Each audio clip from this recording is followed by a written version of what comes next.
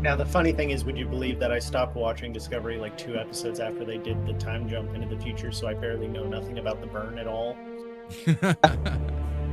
You'll love the fact the burn happened because a baby screamed and it blew everything up. Well, I obviously. beg your fucking pardon? That's how science works. Aha! Oh, wow. See a 12 and give you a 13. That's still an unlucky number, so it's still going to be one next know? week, isn't it? You know, let me give you a recap. Let me give you a recap of the burn real quick. The only reason it happened, dear viewers, there's a reason Star Trek: The Burn, Discovery season, whatever it was, happened. It's because they were doing some studies of this giant, I think, dilithium planet, but it had a psychic antenna array. I don't know, it was some weird sci-fi shit. But they had a research colony there, and there was a baby born, and because he's somehow psychically connected to this antenna, he got upset, and then it caused a backlash across the entire known universe to destroy dilithium. It sounds out. as dumb as I'm describing it. Yeah. It's Now really you know, that. people. If you want to Google it, I'm sure there's more details, naturally, but yes, there you go. That's how the burn happened. Because a baby psychically connected with some psychic antenna and somehow connected to the dilithium and blew it up. You know what I'm annoyed about? How come they never acknowledged the whole universal treaty that they had to make because they were realizing that warp travel was tearing holes in space-time? Oh, Like that's just that was supposed to be like the entire future of Star Trek, and then it just never came up again. minor inconvenience. It was like, What do you mean totally ignored it? There was like 3 episodes where they're like, oh, you guys are granted the authority to go above it. We need to go over Warp 3! Done! They mentioned it like at least 3-4 times. They really should have had an episode where a pop star needed to get from one world to another for a concert, and so they were given permission to travel at Warp 9 across major thoroughfares and start tearing holes into space-time. T-Swift has made it into the future. So instead of the whole burn occurring, they could have just, said the pre-existing plot that, yeah, we've done so much damage that going at warp speed even at all starts ripping holes and then bad things happening. Yeah. Welcome to our Star Trek podcast, not a D&D podcast. Today's topic is Dominion War. I just wanted to see the Enterprise F, okay? That's all I... All right. I'll get started.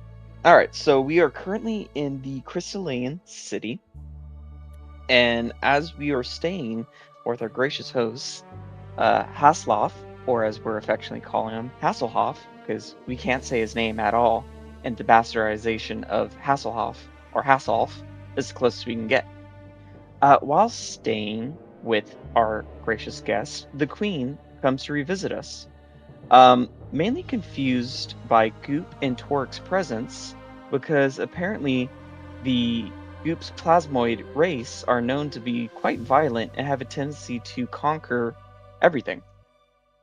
Though there is a strenuous relationship that I believe the Queen had put, there has been no she has not seen the plasmoid race for quite some time, so they have not quite conquested this city. Satisfied that the Queen satisfied that myself and Torque are not going to destroy the city.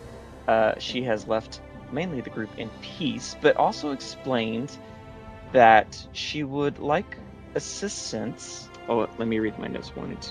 Why we came to the city? Oh yes, she wanted to know why we came to the city. We explained that we're here to stop the Merquois and stop the Osteophons from consuming the Aether.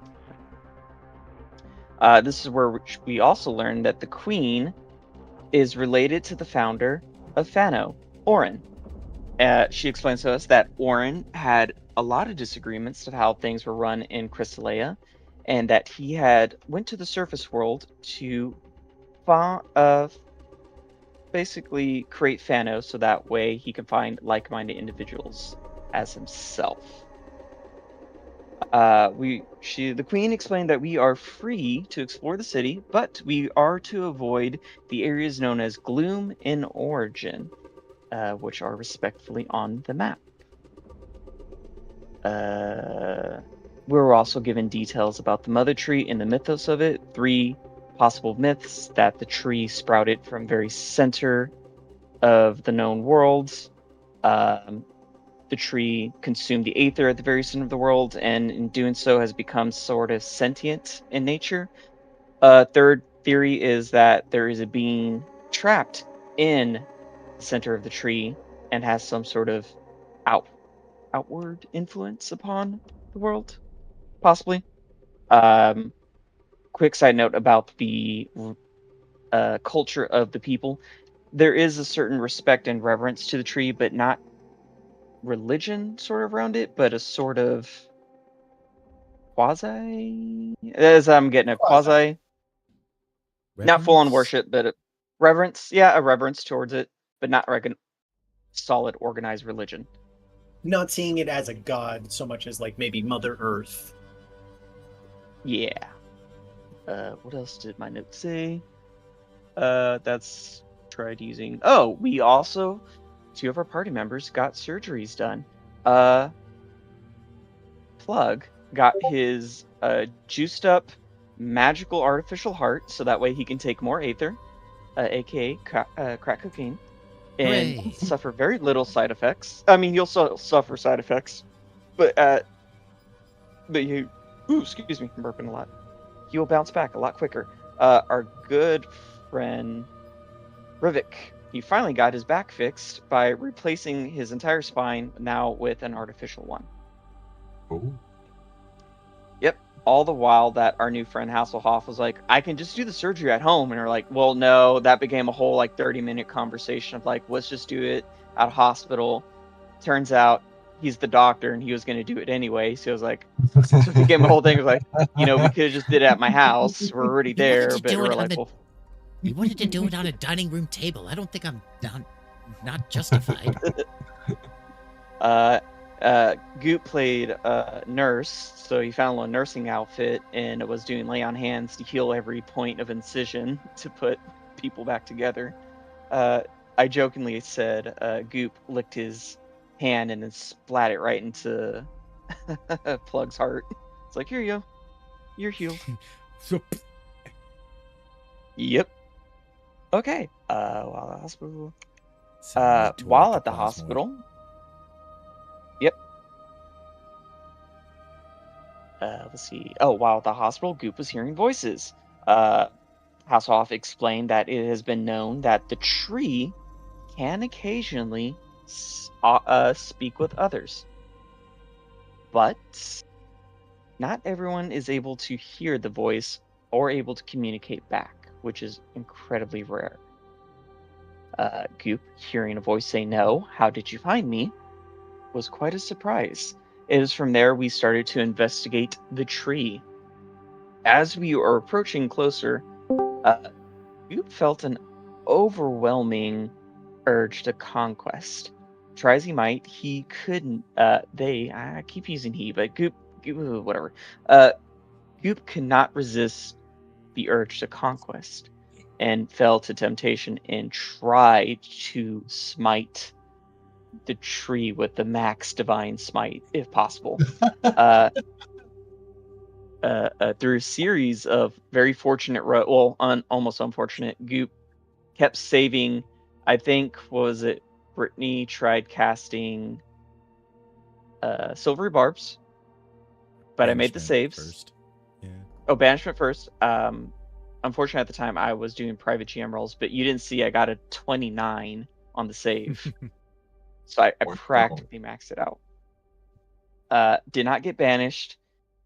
Silvery Barbs didn't work, and then finally, I think Plug had to use Vortex Warp, which I felt. Threw him in the river. Yep, nice. Threw him in the river. And that became a whole thing where Goop was now banned from going ever near the tree. I don't think the group was banned, but Goop was definitely banned. Oh, Goop. Yeah, Goop felt Don't really sad. Goop him. They were like, this is the mother tree. It provides us oxygen and it keeps the water at bay, creating these barriers. It is the source of all life for us. But it's in Look his over and blood see to him. conquest, man. He can't help it. That's why he's not dead. They were very gracious about that. It's a good Yeah. thing. And I was very polite and I was very sad, which probably also helped. With that, I think the last thing we wanted to do was to investigate the. It wasn't. I don't know if it was Gloom, but it was investigate that large infestation of Murkwa. I couldn't remember if it was Gloom or Prosper. Prosper. I think. Okay, it was Prosper because I know Gloom was off limits, but I was like, why are we going to Gloom when we were told it's off limits? Anyway, Prosper. We were told it there was off appears. limits. Yes, exactly. Logic is sound. That is the recap. That is the gist of it. Here we go.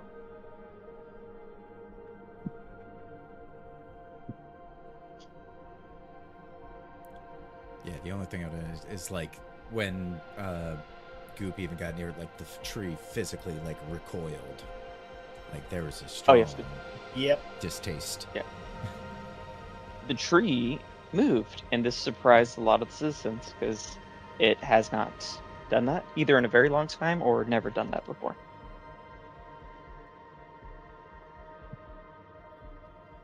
So there's something there. Yep. And it Gotta didn't get seem to to it. affect Toric, so I guess it doesn't affect sort of artificially created ones. Yep, he's not a real Goop. Suddenly, Goop wears a MAGA hat. He's not a. Then red Goop's coming and taking our job.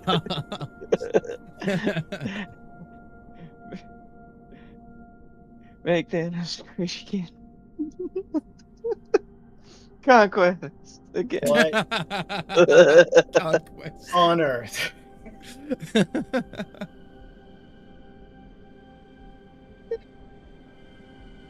Any questions? Specifically about Plasmoid Manifest Destiny. I was referring to Plasmoid. Hawks for questions. Plasmoid Jesus now. No, Doctor, obviously. Plasmoid Dr. Genius? You Do got the Goop me. MD? Yeah. Or is it just Plasmoid Doctor? Or is it Dr. Jesus? Plasmoid Dr. Jesus is the official title. Yeah. Okay. Oh, boy. Well, if there's no other questions, I believe you were headed off to the fields of Merquois on the southeastern side of Prime. Yeah. Yeah. Is it possible for, if we're walking that direction, can I just buy some potions? Because I did take some damage when Brittany did cast magic missile at me, kind of like spraying a dog with a water bottle. You do actually find here that the potions are significantly cheaper. As walking past some of the stalls, you find potions of healing for 9 gold a piece. Damn. Oh. Is it basic healing ones? Yes. Okay. No, they're supreme for 9 gold. I mean, do That's they what I have was like. graders? Up the campaign just Look. created a delivery system from here to the surface. Look, I'm I getting mean, I got a staff. We Crystallian can make this happen. is a mix between Wakanda and Atlantis. And I'm like, I don't know if there are potions to do like, oh yeah, this one potion does 20 health. This is a basic potion for us. They said basic potions like they're pina coladas. Exactly. They just have basic health potion injected into their water system like fluoride. What do you mean you don't have universal healthcare on the surface world? It's the obvious thing to do if you have any structured government. Do they have graders or superiors, or is it just... They do have regulars? graders for 25 gold. Okay, well, damn. Okay. 9. Let me write this down so that way I have it in my notes. Could we do a 5 for 4? We could do a 5 for 5. Good. All right. Thank you. Love Grudgingly you. pulls out the coins. But I'll buy 5. Graders, so 125. I think I'll do the same if there's enough in the inventory.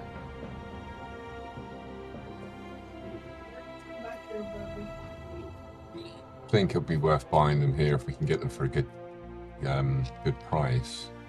When we buy on bulk, is there like a potion Costco around? I think Well, that was replaces the just Costco. asked by Crod, and they were like, no, Yeah. this is already in the best deal you are ever going to get. It is pretty damn sweet.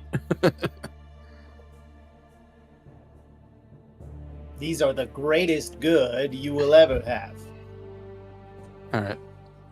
Well, at least, Only good, I- no With bad. my super suit. honey, where is my super suit?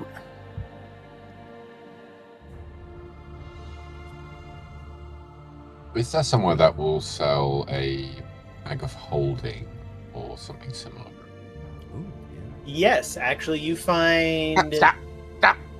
not Oh. quite in abundance, but a surprising, like there is a kiosk that has 6 of them for sale. Oh, Or damn. Christian, Okay. you want something to me to set you out something to drink? Let's Yes, please. see. Yeah. I mean, if you're offering, I'll take Oh yeah, I'll take that offer as well. it. Y'all have single malt? That would be nice. It's like a, Mhm. it's like an old fashioned. Amen. I'm gonna subtract 100 gold from my inventory to get 4 of the graders, if there's still enough to go around. How much are those bags of holding going for as well? 90. Okay. I'll get one of those, definitely. Oh yeah, I'll pay for one of those because I'm way overburdened. I haven't actually realised for a long time. Just turn my backpack over into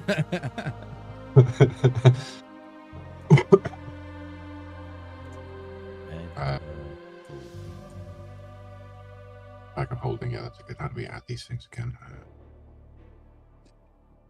Yeah. And you go holding.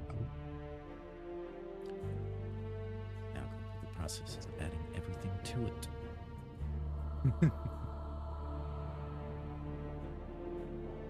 Does anyone else grab a bag of holding as well?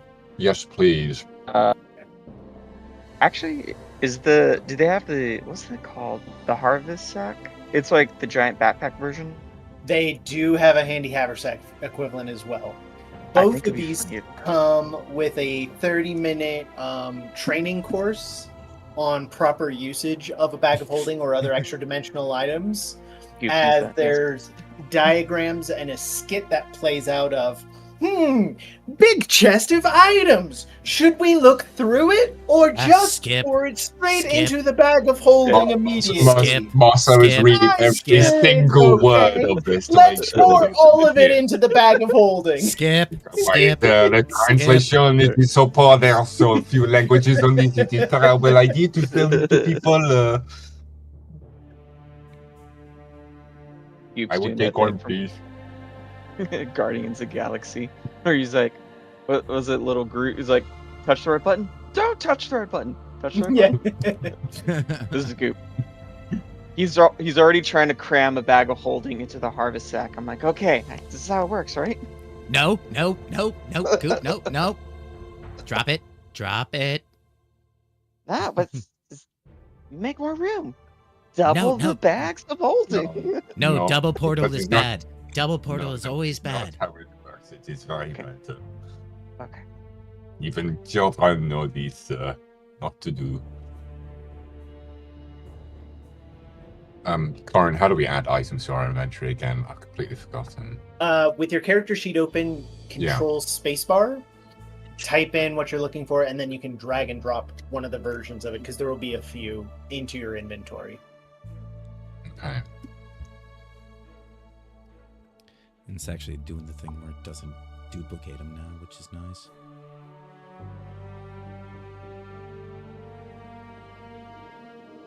What the fuck is weighing me Why Your is it- burdens. Your consciousness. Just let it go. down?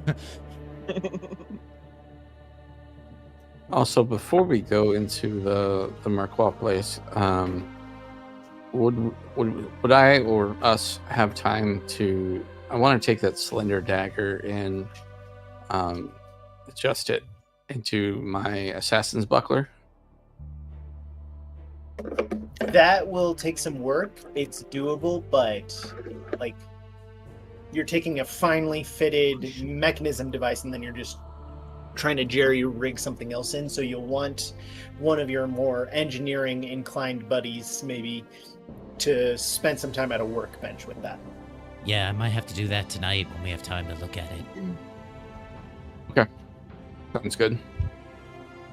But you will absolutely be able to do it. It's just It just takes time. Got it.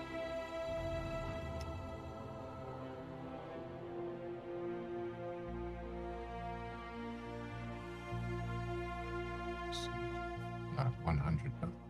Oh, yeah. That was 150. Well, I spent 90 on the thing. So 60 gold. Cool. Right. You just sort of see Marceau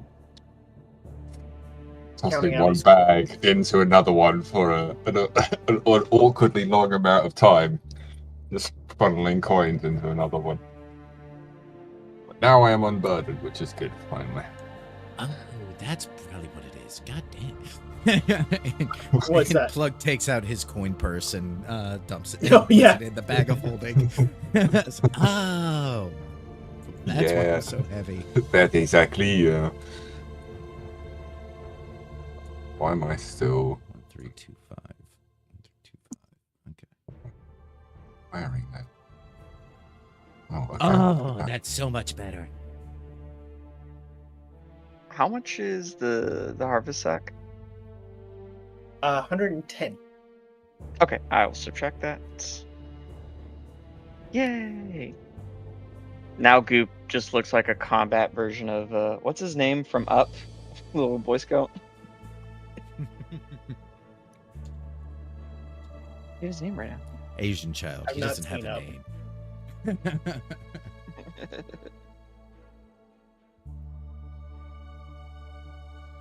I just have like a backpack full of shit now. I'm like, all right, yay!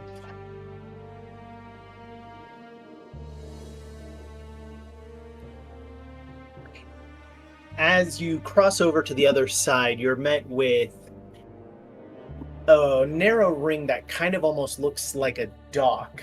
As you can see a sea of red stretched out in front of you, venturing from where you are to the edge of the perimeter, which is a good 300 meters.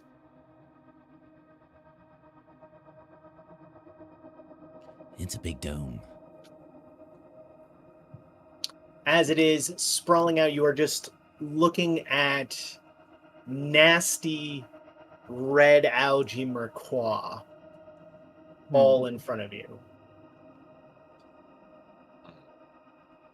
You can see some figures venturing around, wading through it with big boots, and they have long poles, and they seem to be like prodding or doing some kind of work in the fields.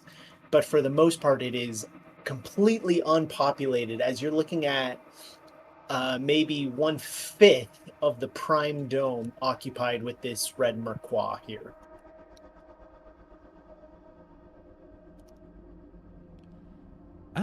I mean, just sort of immediately, I'll go ahead and take a pull out a disc and take a sample of the red macaw. Goop just takes a piece and eats it. Well, he's already done It's, it. take our eyes off him for 2 moments. How does it taste? Spicy. If Spicy. you Interesting. feel ill, Goop, you must tell us, huh? I think it'd go good on a cracker. Keep your eyes on him, people. Well, I mean, he's ate it before and been.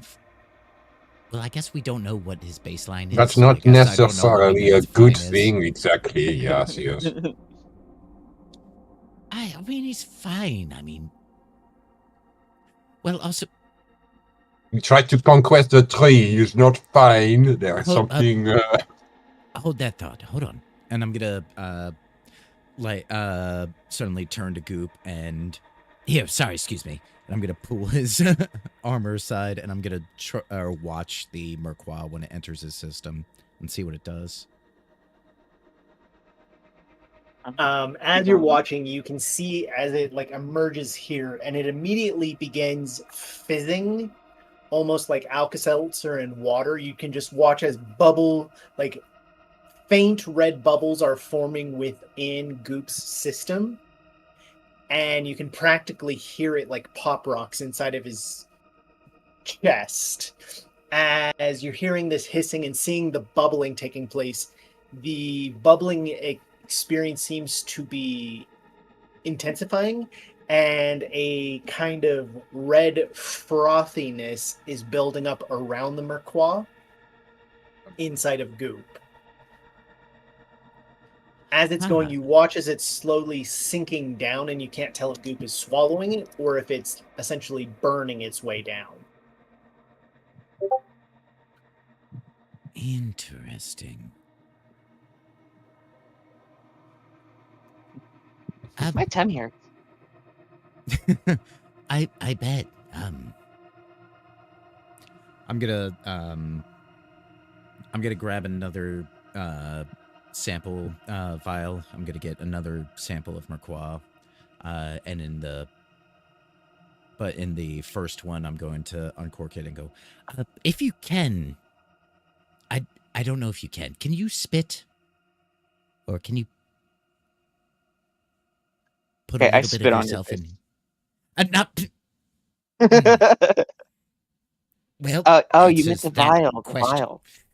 There's a few flecks of the red in the spit as it hisses and almost like burns on the ground. Well, apparently I'm not the only one who spits acid. That's fascinating.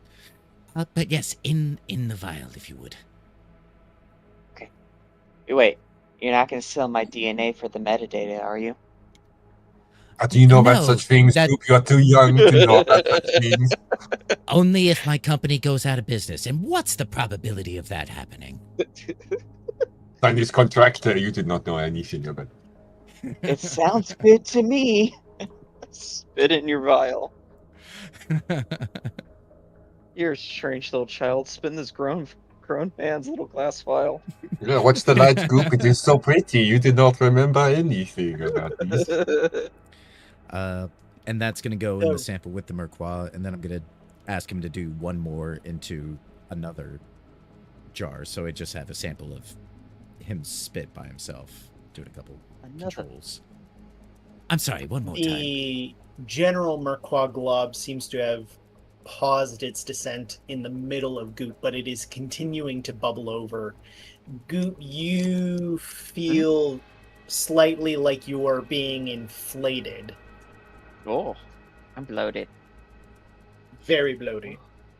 I need a restroom. I don't think I've ever used a restroom before. Is that what you feel like when you eat food? I mean, not of. usually straight away, but yes, sometimes. I mean, you can. That's good representation. I mean, it's definitely building gas inside of you.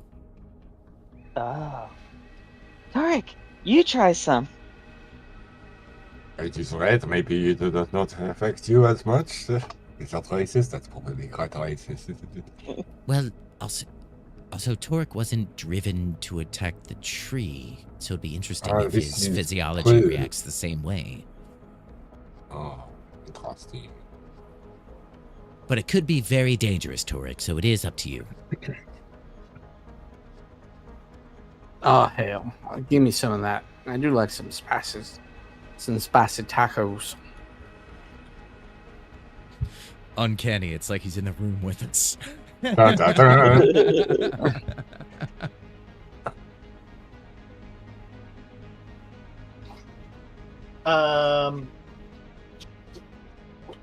So Torek, you bite into a small mouthful of Merquois as well? Well, that was JC doing Torek's voice. So yeah, she, Oh, okay. yeah. That was my Torque impression. Yeah. I'm not letting Torek sign up to eat Merquois without Torek being I think here. that's totally fair. Fair. You'll probably just explode. Rizek So- will step in and take a Like a nibble. what? No. I was thinking of the right word. You are human. Would not be the same for you. We can't see your guts. That's gonna tell us nothing. Also, with your Aether spine, I wouldn't put Merquois that close to it. That is a very good point as well. Oh, that would be a fun chemical reaction, huh? Yeah, you're warned not to consume any more Aether because they don't know what the effect would be on the spine. Exactly.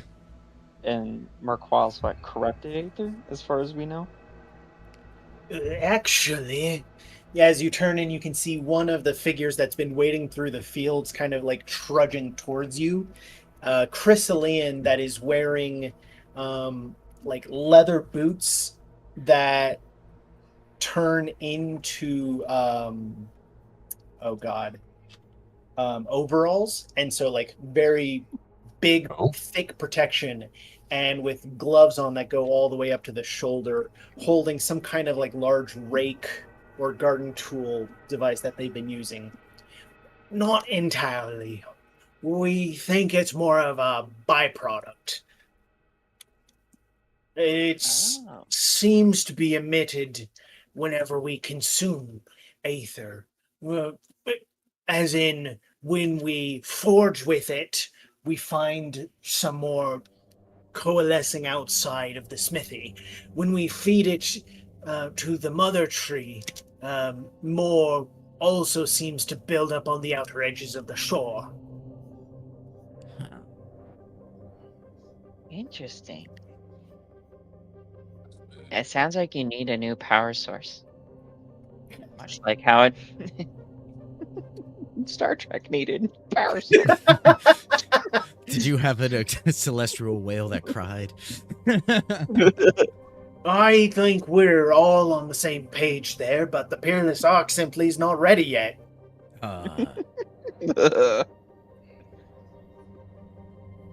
Need Chief O'Brien on it. Mhm. The amount of complaining it you're going to seem- get from that, though.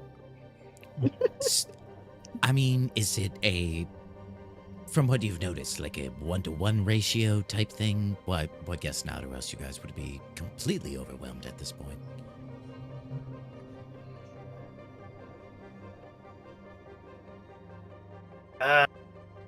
One for one in terms of weight, or how do you mean?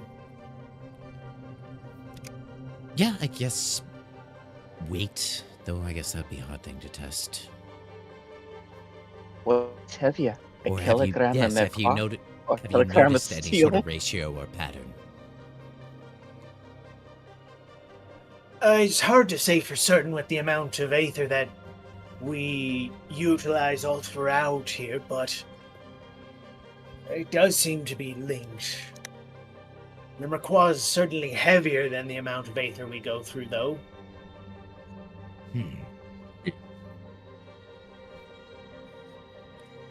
Maybe it's an energy thing. But it doesn't form on the actual piece of equipment that you're burning it on. It just sort of maybe is attracted to its absence? There's whole philosophies discussing that matter. From what I understand, around the forges it kind of seeps out around the structure, but no, not right at where the aether's being utilized. As far as the mother tree, it seems, I don't know, almost like it secretes from the roots or something, because when the tree gets fed aether, the merquois starts to secrete over here, coming up from the water, if you will. Interesting.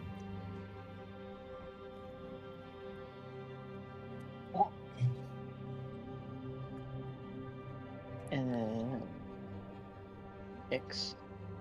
Okay.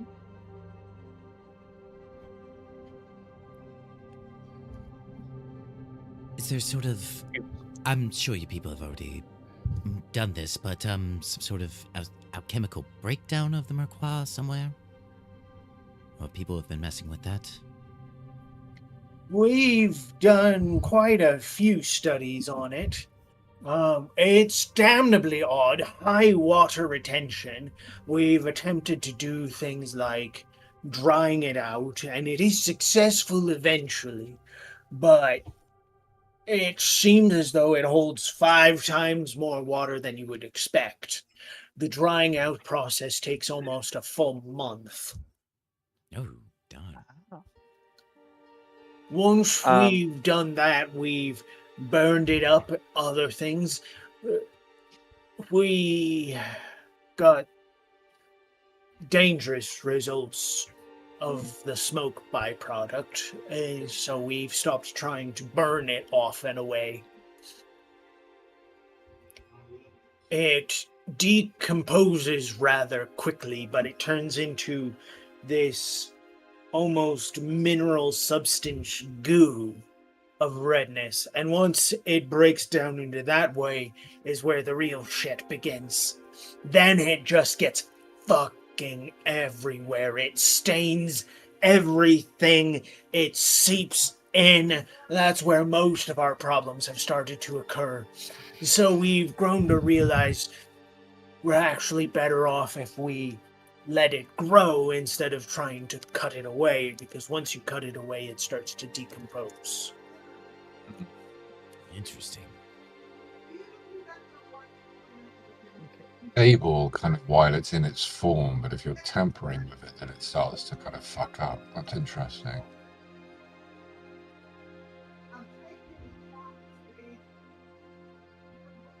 How do you mean? Sorry, I was just talking to myself there more than anything else.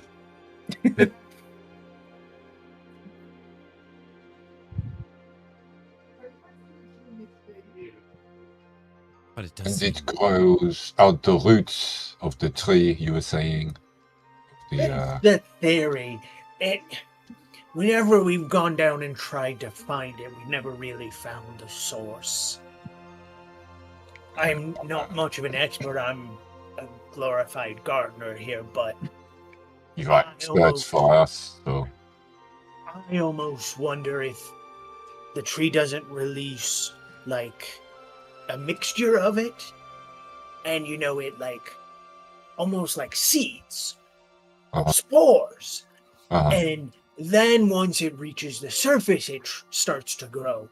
I think that's why we never find it growing in the moment. It's like mold. Mm-hmm. Does it grow outside in the water along the roots? Or is it specifically when it meets a nitrogen and oxygen-rich environment? Nitro what? Air, sorry.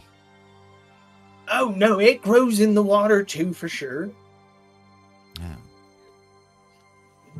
It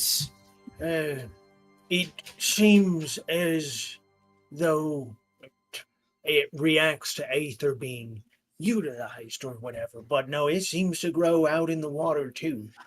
And it's slowly starting to cause some troubles. The mine the mining occurs down in the blue vault, and he points down beneath, in the water. We seem to be observing animals reacting to the aether being exposed also.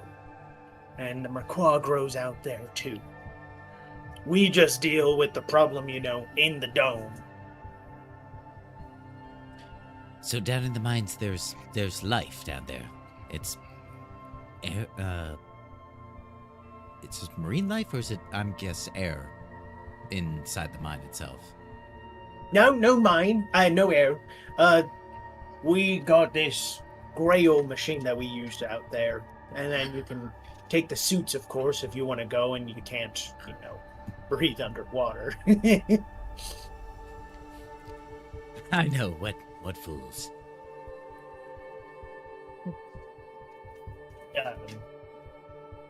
Rude. Okay. No, that's fascinating, though.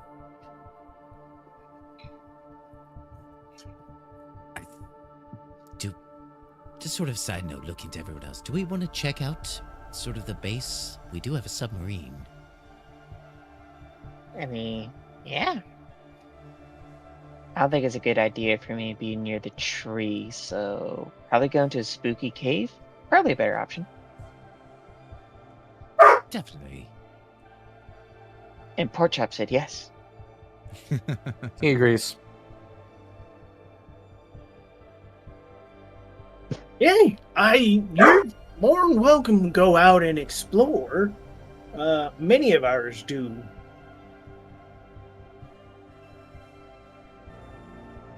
Okay. Might be worth taking a look. Do you all breathe underwater then? He says, confused because of your reaction of, what noobs don't breathe underwater. Well, I don't. Yep. I do have a spell. I can make it so everyone can breathe underwater. The pressure. I can hold my breath. I don't know. We still might need the suits. Oh, that's a good question. I don't know. Give me some Where pressure. was somebody was talking about this something submarine that you had this construction, this machine. Do we know where that is, or no? Yeah, okay, very good. No, we don't we have do. a miniaturized? Or doesn't it like shrink, and we have? Or still one of us has it. The good question is, who has it? Does Brittany's character have it, or Gilgazo has it? Because it was Gilgazo's ship, correct? I mean, We have no key. You all kind of took ownership of it. Yeah, we have the key. It's our shit. Yeah. Yeah. But Genie gave us the key, man. Yeah. No, I'm just saying, because I'm thinking like an Ant-Man situation where it's like shrunken down somewhere and you throw it off a keychain. I was like, does Gilgazo physically have the submarine? No. And we just have the key. Okay. I think you have it. Yeah. Okay. Just making sure.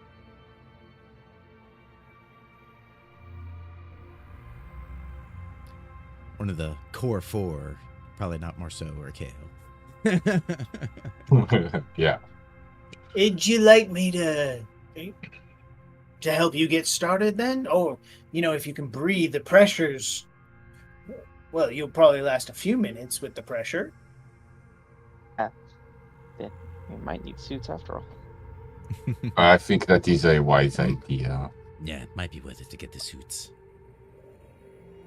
Mechanically, how's that going to work? If we do take the suits, do we take off our armor? Yes, you do. Okay. Oh. Yeah. Yeah, I don't think Goop can survive the pressure. How's that? If I go out there, will I have to make Constitution saves to see if the pressure squeezes me or something? So you'll survive the pressure better than anyone else in the party will. Okay. You can survive the pressure for the same duration as you can hold your breath.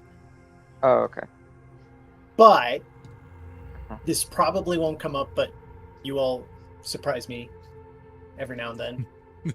If you are out there for the full hour, you die instantly.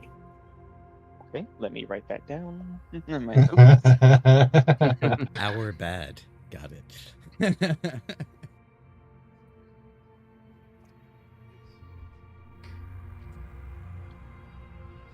You know, Well, see if Rivik we just can needs, Rivik just needs about a minute tops. This isn't sex. This is much more important. Exactly, yeah. Oh, sorry. My mind must have wandered off. Okay. Coop's gonna risk it for the biscuit and not wear a suit. Question. What? Since my mechwood armor is now internal, if I wear the suit, does that still apply? Yes, it does. Sweet. I'll wear a suit. Yeah, I'm gonna. The suits provide you a armor class of 14 plus your dexterity, and they come with 25 hit points of temp HP. Once that 25 points of temp HP is consumed, you start having breaches in the chute, which is not as instantaneous as being barebacking it, but will start creating big problems quickly. If you take my meaning. Is there an item that does 14 plus dex? Oh wait. Studded leather plus 2. Okay. Or you can set in like flat. Would mending That's work what I have his armor anyway. this? Depending on the damage sustained, yes. Piercing damage, barring something huge, mending will help with that once the temp HP is consumed. Right. Slashing will be case by case, and bludgeoning, no. Okay. That's something. It's something.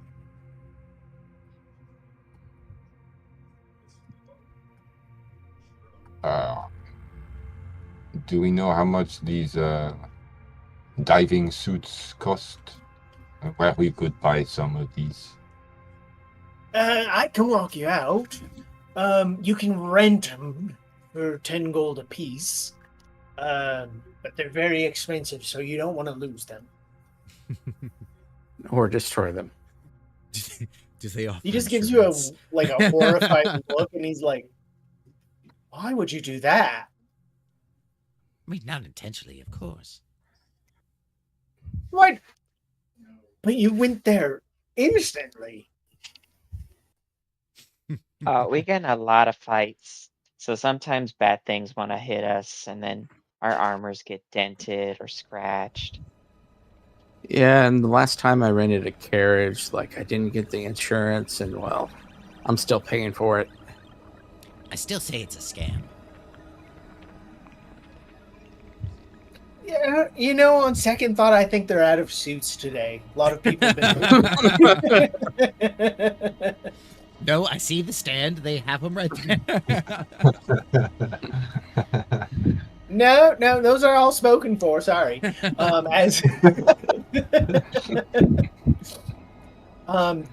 As he's explaining, there's essentially a couple of points where you can venture out, and there's some interesting systems of doing so.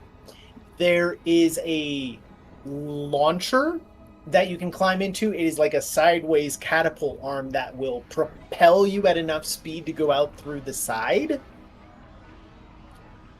Or there's exposed hatches that make it easier to come in and out of as well.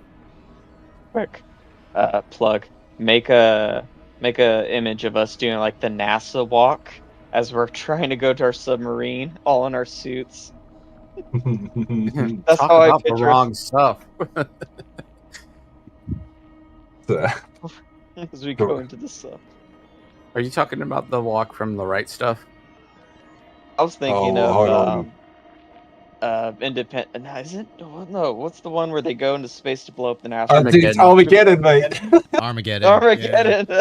Yeah, that's why I was quoting like I think talk about Apollo the wrong 13 stuff. they do it too.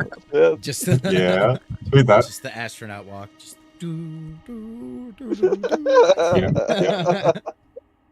That's what I was instantly picturing. I was like, yes. Not. 90s movie What? reference achieved. How long does this last? I think it lasts for a long time. Yeah. Just in case on everyone as we're heading towards, I guess we won't do the launcher. We'll probably do one of the hatches because we'll have to like float out and expand our sub or whatever. Yeah. Just in case, I'm gonna get everybody together. I'm gonna cast water breathing on everybody. Good call. Good call. Definitely good to have contingencies and backups.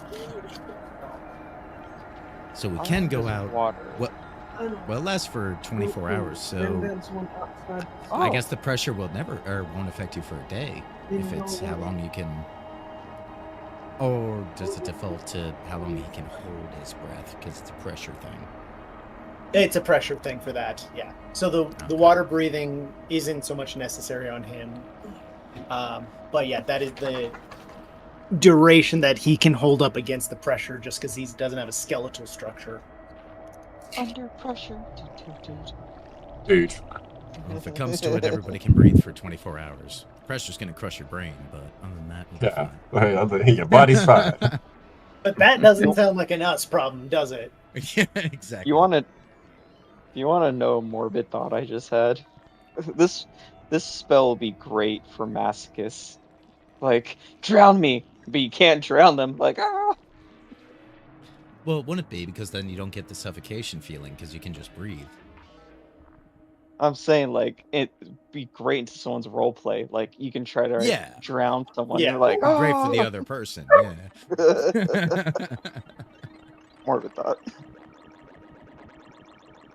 If you need to disseminate some false information, you can just let one of you get tortured. Mm-hmm. Oh no, don't drown me. Oh, Daddy, don't do that. That'd be bad.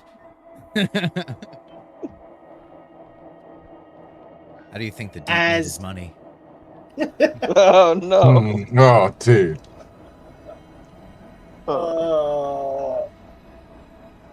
That's a recap for another time.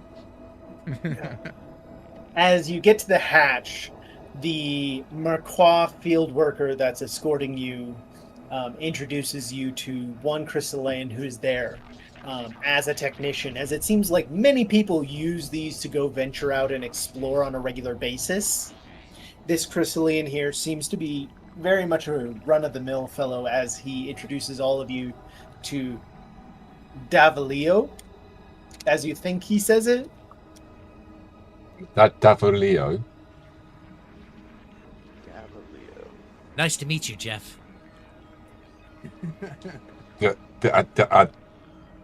On your second or third try, you hear it a little bit more Davelio, but again, with the crystalline tongue, it's quite unusual, especially since they've spent hundreds and hundreds of years not interacting with anyone like yourselves.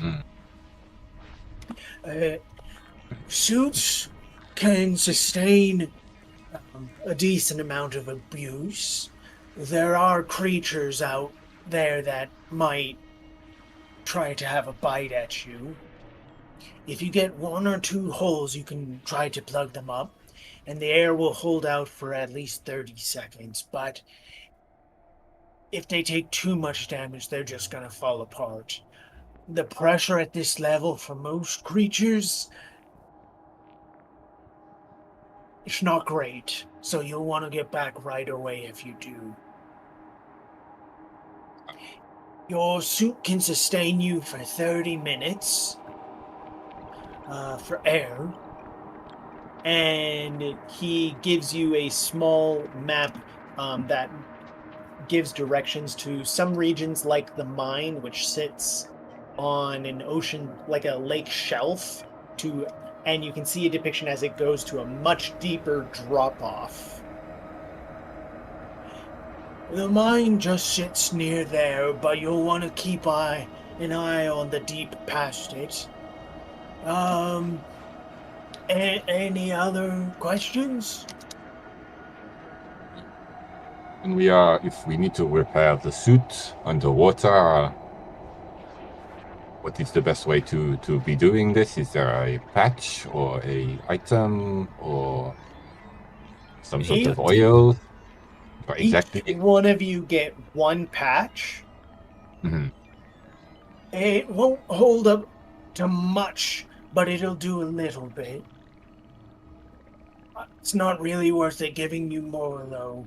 If you get several holes in it, it's gonna start falling apart faster than you can put patches on it. So if you get more than one hole, I would just get out of the water as soon as possible. Does Goop's not wearing a suit? Does he still get a patch? Or no? No. Okay, that's fine. Because it's not like he doesn't want to give you more patches. He's saying It's just a finite resource. No, your suit will, the structural integrity of your suit gets too bad. So if you have more than 2 holes in it, it's gonna fall apart even if you're putting patches on it. Got it. Okay, I'll just make sure. Okay. Just for us at the table, we're going to the mines to explore it. Just to what? Make sure we can find a source of the Marquand infection. Is that what we're doing? Yeah, and well, I mean, if we're above table, Plug has a dual purpose. I want to get some aether samples as well, and also want to see Marco engaging with the aether, and then I want to get Goop to spit on it, a couple things he wants to test out. If we can find the source and actually get to it, that'd be great. But since a lot of these folks haven't done it, maybe our sub will get us there. So okay. we can try to see if we can get a closer look at where it's discharging from the tree and get some answers. Because we have a sub versus them trying to swim out by themselves. I don't know. And do we need the suits inside the mine? Okay, so there is a cavernous part of the mine that you can get into, and you won't need the suits in there, but access to it is through the water, and so you'll need the suits to get there, and even the entry for it you'll need, because there's a large drill there, and you'll need the suits to get in through the drill and then around to where it's digging down.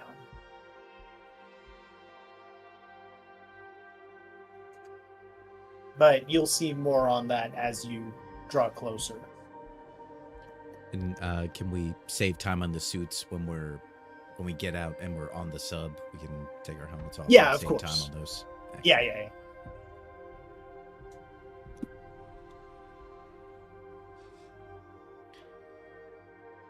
But yeah, if we can try to find the source first and then go to the mine.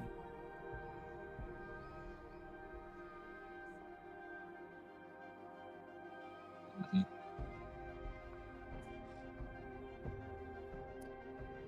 Okay.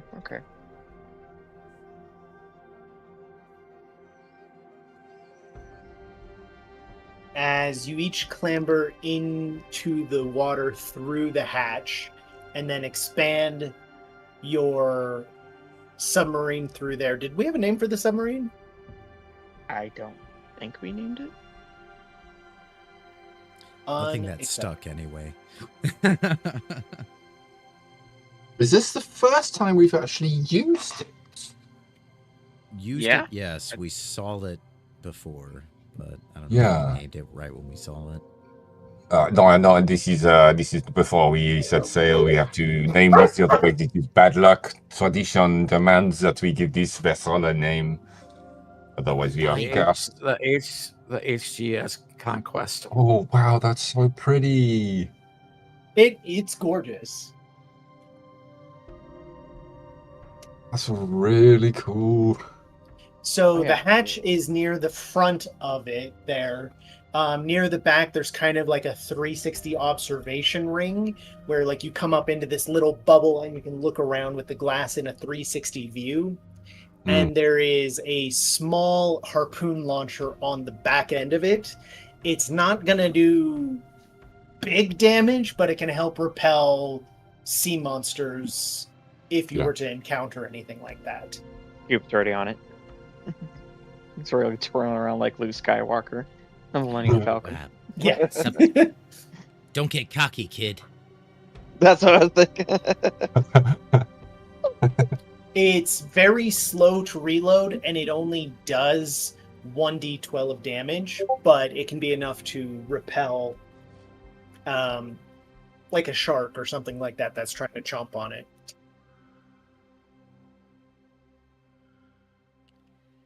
I don't know. I think something simple like sting.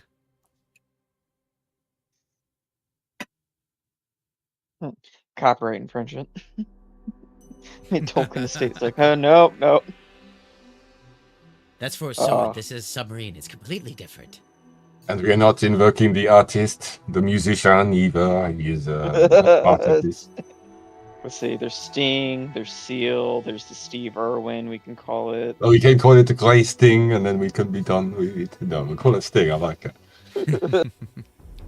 Sting is fine. I think Sting's cool. But the Sting. Clamber. And is there a cat on board for the rats? It is very important as well.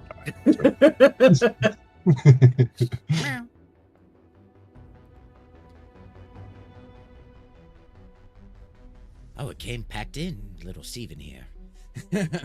Yes. You all manage to make it inside with relative ease, and you begin rolling off as it has a very gentle cruise speed of 40 feet per turn. It has a pleasant little hum as it goes along. This is nice. Very much like you're sailing through the planet core.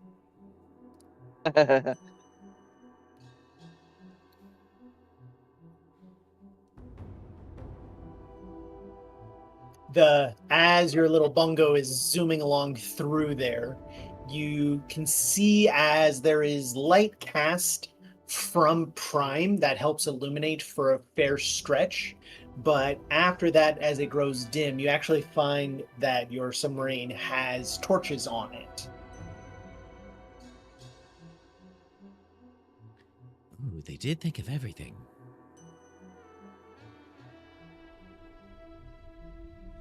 As you flick on the torches, they cast a red light out to about 120 feet in all directions. Who's piloting this? Well, that's a good question. Are we basing this off of our vehicle thingy? The skill? I mean, it doesn't hurt. If somebody has water don't. vessels, that would be nice. Gupta has none of that. I have land vehicles, and if I remember correctly, we did do a substitution of that back before we got in the cave with the ship. Because Torek took the helm of that ship, and he had the same thing. Okay, so you want to be the one piloting? Yeah, I guess I'll pilot. As you click on the illumination, you have two settings. One is a narrow beam directly in front, and another is more like a lighthouse where it emits light in all directions. Is it binary, or is there like a dial? What exactly valid is question. the dial between narrow beam and 360 rotating? Like just kind of like a windshield wiper beam back and Exactly. forth. If it's a shutter, I don't know. You know what? Yes, there is a dial. I think the rotating one would be best. Just to kind of have like a spotlight kind of deal. I'd view. Yeah. Definitely want to be conscious of what's around us as we're going forward. Now, once we get in the tunnels, then we could switch over to the narrow. But yeah, let's start with the wide beam.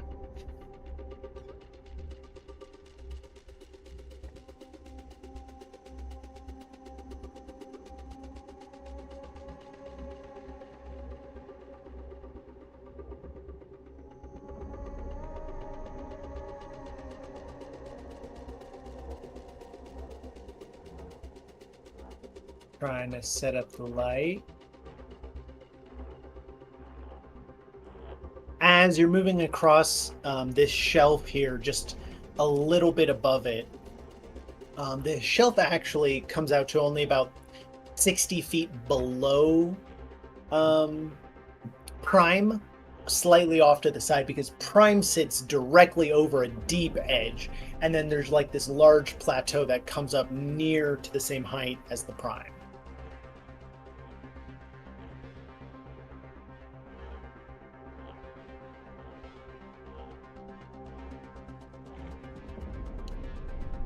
As I put the light on plug, and you can kind of rotate around for the spotlight.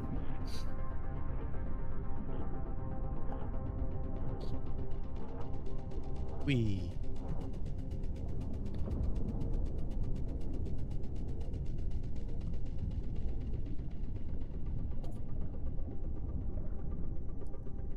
So I'm in the observation tower, just.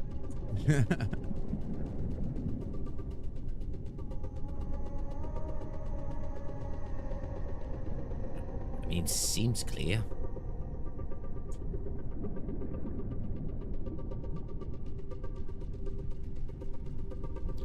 You can just catch over here a couple of small, large metal structures that are resting on the shelf floor over here, almost in the dimension of like porta potties. There's some like pod-like things over there. Is that cave-looking hole there? Yes, it is. Let's There's a go bunch to of the metal orchid. pods, yeah, directly next to a very suspicious-looking cave. Okay. I'll shoot the harpoon at it. Well, not yet. There's also another Ready. hole. Ready action. Goop on the gun. It's like, I'll shoot the biggest monster that comes after us.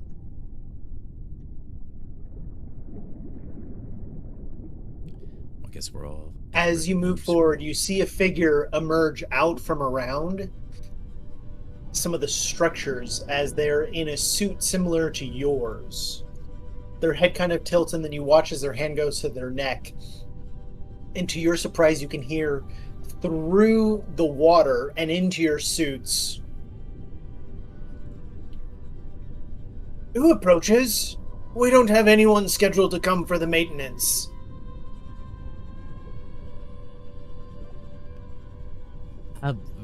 Visitors to the city of Chrysalea. The Queen gave us leave to check around the territory.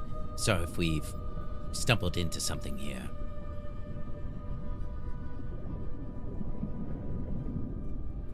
They look at you and point towards their ear. Again, come in. Please report. I touch my neck and say this on my suit and say the same thing. As you touch the the choker necklace that you were given, that enhances the range of your voice, you find that it becomes audible to all of you as it is projecting so loudly it can be heard through the medium of water now. Ah, that's really loud. Turn down your mic. Oh, sorry. Oh. Surface dwellers, right? We heard about your arrival. Wow, news travels fast down here. Well, when it's the first time to occur in hundreds of years, yes. That is fair. Welcome to the Shackled Bow Shelf. It And is, they start, like, swimming towards you. Is it? Do we have lights down here? Is it kind of dark? Was it bioluminescent? It's very dark. There's flickers of light emanating from Prime because it's shining through the dome, but the only other light that you have here is being emitted by the submarine, like its headlight, essentially, which is the red beam that you can see here. And there's nothing sort of floating in the water that we could sort of... I mean, there's fish. We can't really cast light on a living organism, can we? Yeah, you can, Yeah, actually. It has to make a saving throw. That's interesting. Okay. So we could technically sort of... Okay. All right. Maybe for later when we're in the darker parts. Yeah, definitely. And I did a scan. Circle, and that's how we found these guys. Uh-huh. Gotcha. So, come here to see the mine, have you? Yes, we want to get as close to the source as possible. I know you guys have probably been studying this for years, but, you know, we just want to lend our knowledge if we can. A different perspective from the surface, perhaps. Pleasure to meet you. You may call me Murak Platu. Morik Plektu, I am Plug. Marceau. Will you be exploring in your vehicle, or can I show you around? I mean, how far do you think the vehicle can get down there? We can take it most of the way. Into the mine, not at all. Then by suits, I guess. Just keep an eye open. We got a report of a heptahexapod on the loose around here. A what? That sounds terrifying. What is that? Oh, it's not so bad. It's just a 7-tentacled creature that can hex you. That sounds pretty bad. Sounds like my mother-in-law. Yeah. Oh, You are married? Janice. Oh, fuck Janice. Yeah, that's why I had to, do the thing to her. Anyway, you can usually scare them away if you hurt them a little bit. They're not that bad. Good to know. And scared Janice away a little bit. I mean, when I Especially if you firebolted punch her her, in the Janice face. did run away. Yeah, I thought that's true. Good call. Now, where's the parking brake on this son of a bitch? Yeah, I guess we have to drop Unfortunately, many sea creatures here feed on either the Aether or Merquois, and have unexpected reactions. Yeah, that checks out.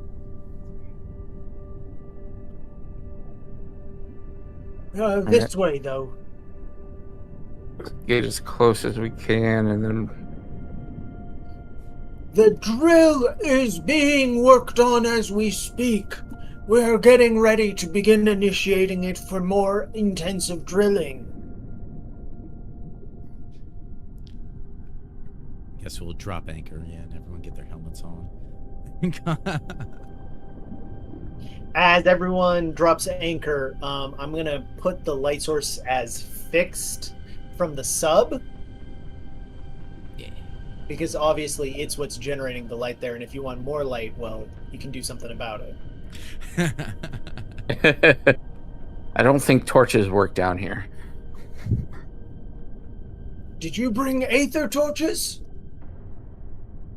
Not built into the suit. That was would an have been option. a really good idea, wouldn't it have been, people? I go back to the ship and start looking for aether torches, not knowing what I'm looking for. Hey, we were walking by the Spencers, and I was like, hey, we should go inside. And Marcel's like, no, we don't need to get no lights in there. Oh, really? I said that? Is that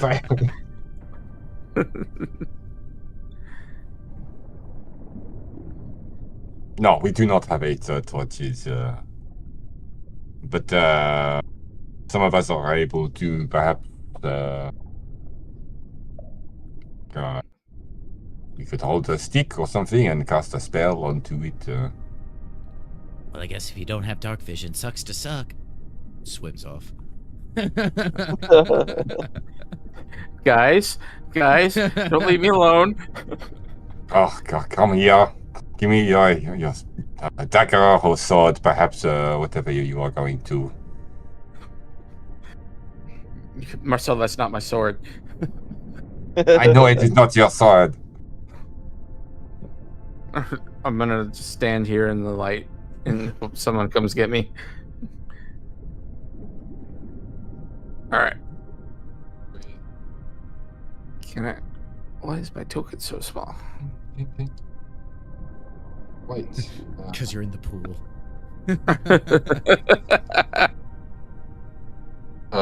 It says light, MIDI save, place or remove light, place on targeted token or remove. I just put it on myself, and then I'm just gonna stay within 5 feet of you. Yeah. Okay. Cool. Hold on, maybe I should just cast it on you.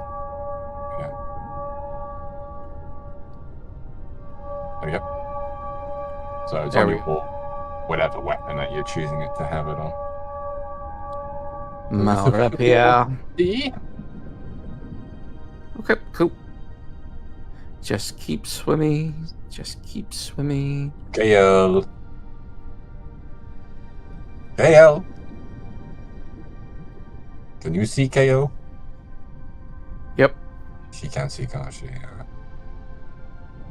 Be careful for the shells. It can terrify many people. Oh, wonderful. As At you least come down to this here- edge, it just goes to pitch black beneath. Though every once in a while you see a flicker of light or glimmer of movement down below you. Well, I don't think that sign of anything's going to be... Oh, Jesus, what the hell?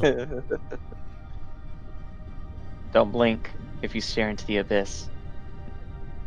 Or At least Oh, if I have met this man who said this quote, Nietzsche. Interesting man.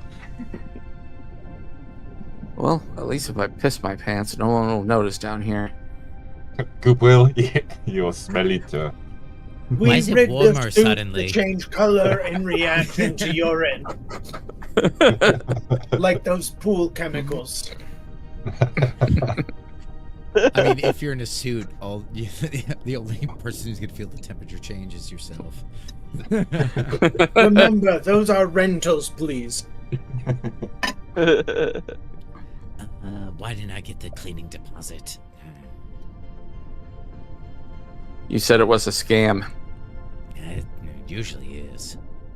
Mutletu pulls a small rod, like 9 inches tall, and just like 2 inches in diameter, and gives it a twist as it glows with blue light, and drops it over the edge of the shelf, slowly sinking down.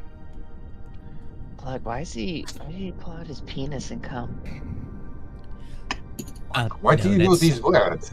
It's not his penis. Most species, their penises are not detachable. Okay, that was confused. Yeah, I told you that was the dildo, not the penis. But why am I not surprised it is Somebody's you light teaching me sources- these words, Wait. Rivik? Is that a fucking shark? Oh god. That was a shark, wasn't it? We have been unsuccessful in making it to the bottom, but we have a recorded depth of at least 7 miles further down. Oh, 7 miles. Just a short drop. That seems totally fine. Maybe we should get the submarine. No? Well, I was about to say, does it sort of stay this wide all the way? Well, I guess you wouldn't know all the way down because you haven't been there. Also, we don't know the operating depth of the submarine.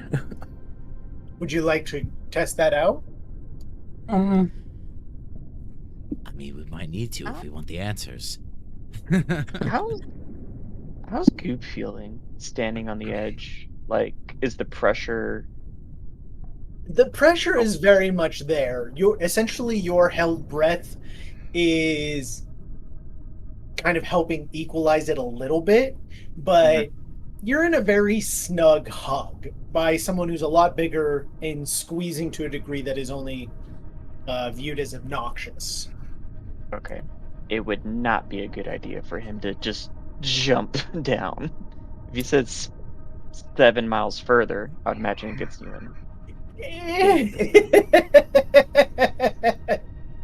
What's- Probably not. What's the depth of the Mariana Trench? Isn't it like something Less like than 7 that. miles? It's not okay. that. It's around like 5, I think. Okay. Well, and remember, you're extremely far down already. To begin with, yeah. I think we chance it with the sub as far as it'll go. No, it's 69 kilometers. Wait, width. Yeah, that makes more sense. It is 11 kilometers deep. Okay. So about 6 miles. 7. Yeah, so I was partially But right. remember, you're For once. already 4 down. Yeah. Gotcha. Yeah. I mean, I if say we're we gonna find use the something they have, if they haven't that we haven't found already, we should take the sub. Is that what you were thinking, Rivik? Well, that and just to give Goop a reprieve as much as possible. And the PSI at the bottom of the Mariana Trench is almost 16,000. Oh Jesus! Oh.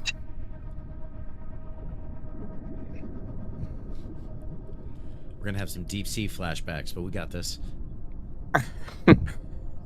I love how they use kilometers and then they use PSI. They don't. I'm looking up this for context. No, I'm saying wherever you're looking that up, like the metric Because unit is. I did depth, and it defaults for kilometers for me because I'm not in the US. Oh. But I specifically searched PSI as a unit that would be Gotcha. more Okay. contextual for you. Damn it! I wanted it in newtons per square meters. Not today. Do we want to check out the area around the drill first, or do we want to dive down this trench with the sub? What are you guys feeling? It is 1,086 bars if you want a more standardized unit of measurement there. All right. This is the drop we're currently at is towards the base of the root of the tree. Is that correct? Yeah, so this is more of the open lake here. This is a high shelf that exists above it. Right. Perhaps we go to the drill first to see what is happening there, and then we drop down. Perhaps that is. The drill has been used a number of times to dig down. There is a cavern we've made below here in the shelf, and it is the primary source of aether that we use. It is being retrofitted to expand deeper down, as we need a greater source to jumpstart the Peerless Arc. Right, so let's check around the You said the drill is being worked on, so we can check around the drill, get some samples there, and then dive down further and get some more samples. I agree. I think that is a good idea, Plug.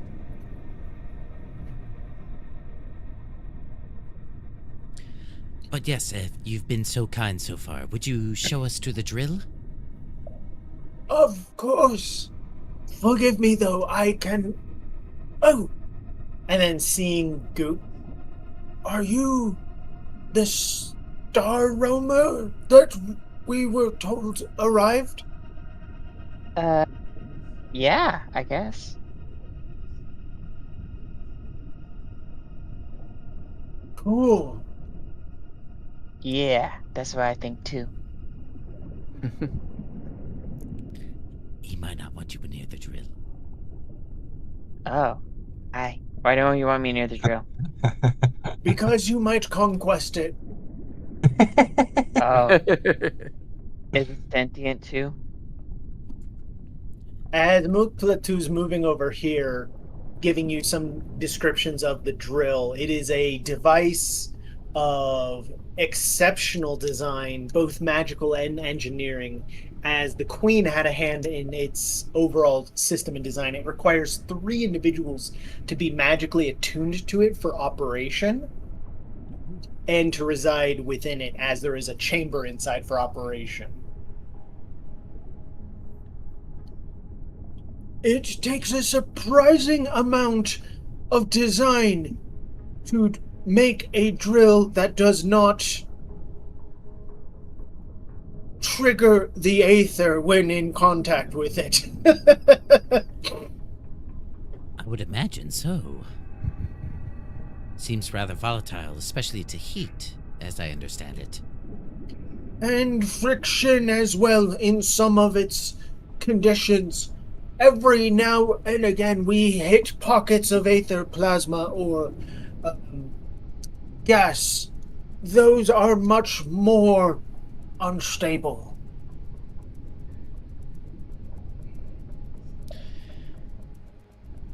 The retrofits were from hitting a plasma pocket. It melted the front third of the drill and punctured the chamber as well.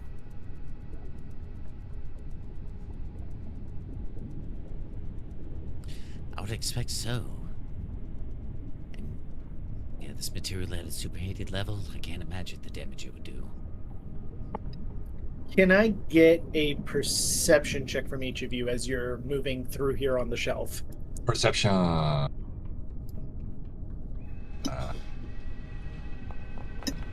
Perception. Oh yeah, they're all secret, aren't they? These ones. I don't know what it is, but I'm gonna flash of genius it. Good idea, mate. No, it's solid. Get eaten by Jaws. Damn it. You're flash of geniusing your own perception? Yeah. Okay. KO, can you cast light anywhere? Keeping it going for Rivik here. Just to know for later on. No, he can figure it out himself.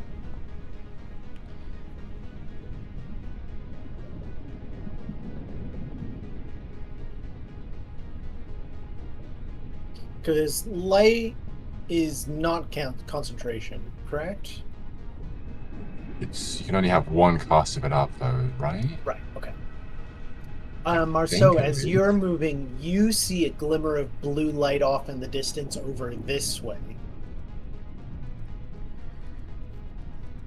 I am nowhere underwater, so it's probably going to be such a vague idea, but distance, if we have the bearing, we have any idea how far it is away, the blue light? Very small and close, or very, very big and very far away? Just Plug, do you see that blue light over there? And I'll point over it to it. See say, what? No. You do start to see it as the blue light seems to be kind of shimmering or pulsing a little bit, I think we should be careful. This could be something like a jellyfish or worse. So, And then it hits a moment where you can see it moving quickly now as it seems to grow brighter, and suddenly there is a flash as the entire thing illuminates itself as you see this hauling ass at you. Toik. What the fuck is that? Toik! It is the thing that they talked about, the hex, whatever, the 7 tentacles. As Mook turns and looks and goes, "Nope! That is not that! That is worse!" Oh, great, fantastic. Rivik's What is that? Rivik 14 tentacles? What the fuck is worse in this context? Shoot your teeth! Oh no! Rivik. Fuck! Rivik's suits, like biosensors, are just going off. Be like, internal system temperature rise 5 degrees. You all watch as Rivik's suit turns like yellow green as the chemical reaction begins. Rivik!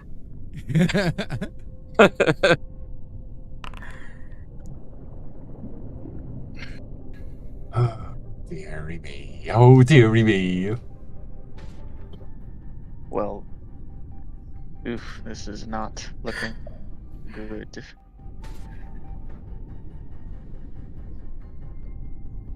As it is zooming towards you, the Chrysalian Muakflito triggers something else on their suit as you can watch 2 jet streams emit from it, and it zooms off this way, moving at 120 feet. That motherfucker just emergency ascend? What the Moving sideways, not vertically. They don't want the bends. Is it cool if we take a quick 10-minute break before we jump into combat? Yeah, for sure. Yeah, man, that's cool. Steph. Be right back. Yep. All right. Oh, we're gonna have a race? Surge Oh, movement. wow. There's a break time on board.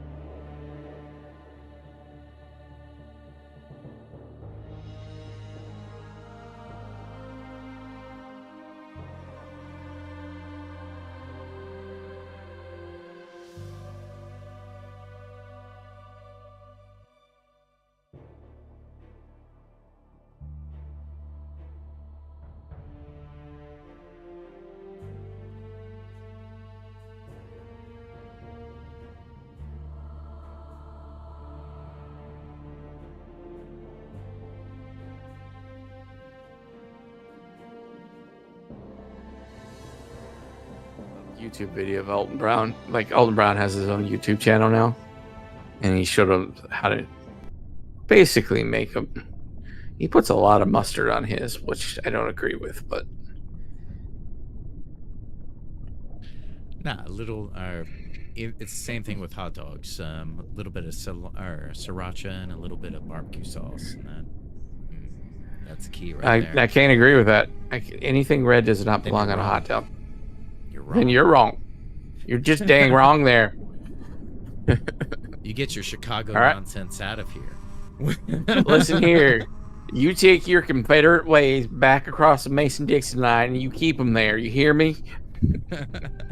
I'm sorry, my hot dog taste come from my birth home, Philadelphia, not Charlotte. Well, that too, because we don't know geographies. That much, at least, I believe. Corin, I was gonna ask you, what is? I have nimble on my features. What is that? What it do? What is nimble? Yeah, it's next to surge movement.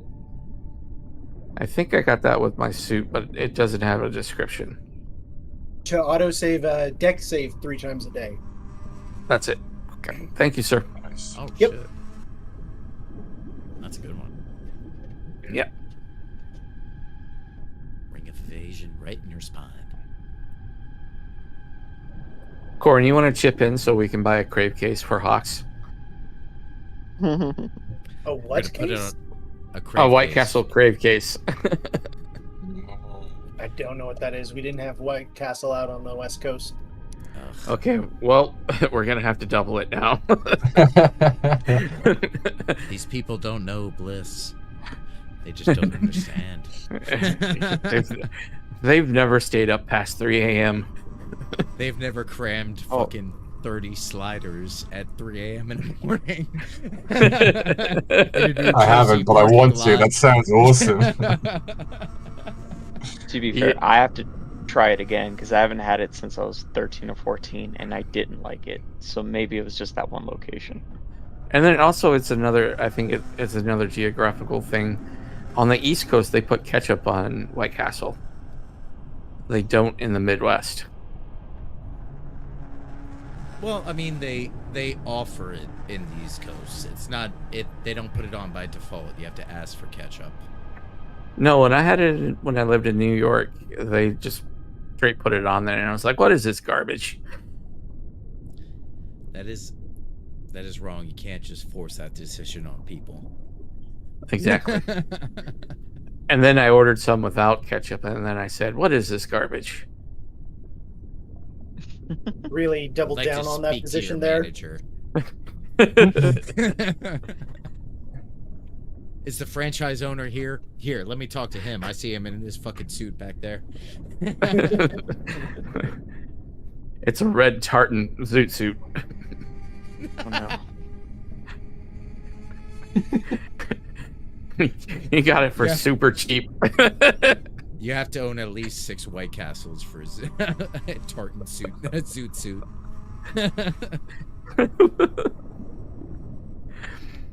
All right. Welcome back. Oh, All right, That's I'm pretty ready good. I'm ready for my second TPK of the week. Let's do it. Oh, we got this. Yeah, you got this. And the other one was a terrifyingly bad fluke. Yeah, that just the odds were not in our well, yeah, it was a fluke, but the odds were The not in our die- favor to begin with. The dice gods were done with that campaign.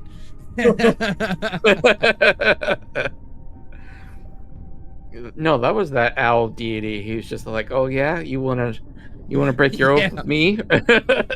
Yes, that's a perfectly reasonable reaction to that. I'm perfectly fine for attributing the entire loss of that campaign right at Art's feet. Yeah. I'll throw him under the bus. Throw him under the CTA buses. As Kale sees this giant creature zooming towards it, Kale's needing a minute to decide what to do here.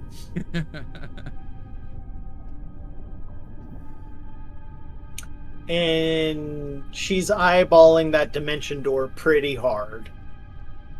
Oh, without a doubt, Brittany would just use it.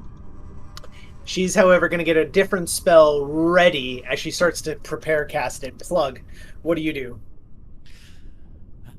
Fuck. All right.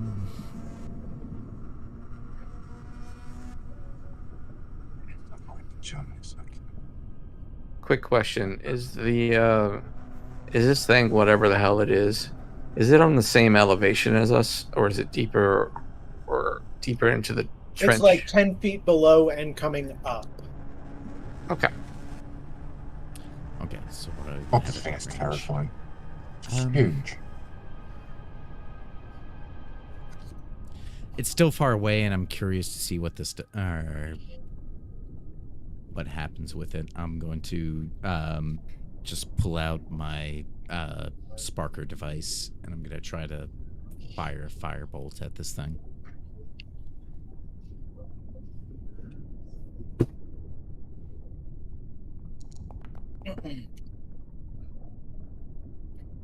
As you cast the firebolt, even enhanced, it is fizzling out to barely more than a match as you cast it.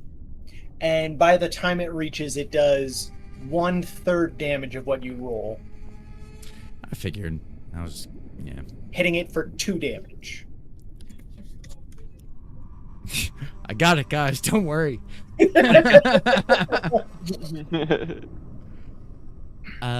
it with that. I'm gonna create some distance. Well, do we have to have a swim speed, or do the suits? What's our sort of movement like? The suit does not give you a swim speed, so that would mean it's difficult terrain for you. Shit. Okay. I do not have a swim speed, do I? No, I do not.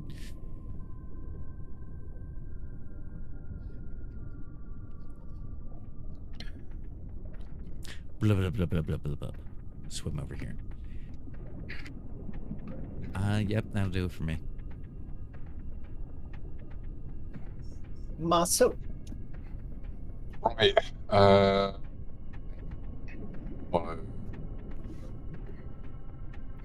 Well, gonna get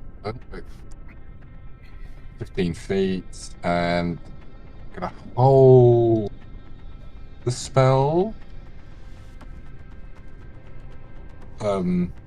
Kale, what are you preparing to cast? Like, can cast something as well. Kale touches her throat, needing to use your necklaces to communicate. Banishment! It comes through a lot deeper and warbled, traveling through the thicker medium. Okay, and if it does not work, then okay, I'm going to prepare polymorph as well. Okay, reminder, when you prepare to cast it, you do actually consume the spell slot, so the spell is used. No, that's totally fine. I just be worried if Kale fails for whatever reason, having a second backup can't be a bad thing. So do you want me to just lose the spell slots? You can go ahead and hold it for the moment so it's easier to cast, but it is consumed. Okay, so polymorph.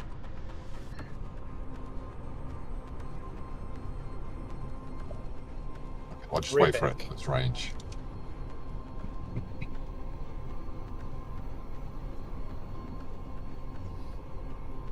Kick its ass. Rivik? Dappy. And I'm gonna use my action to dodge. Okay. And that'll do it. Can you transfer him the silver pistol with repeating shot? Because I slipped that to him. Oh, yeah. Will that work underwater? I don't think it would. I probably had a reduced range, but I just want to make sure it's there before I delete it from my inventory. Yeah, I'm getting the hell out of Dodge.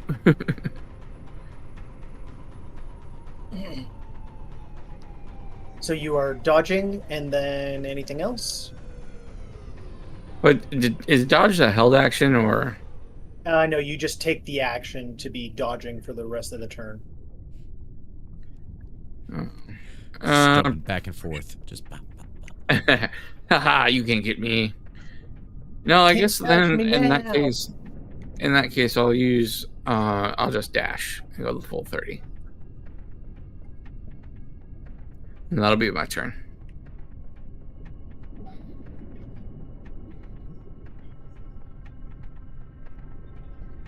Do you have a swim speed?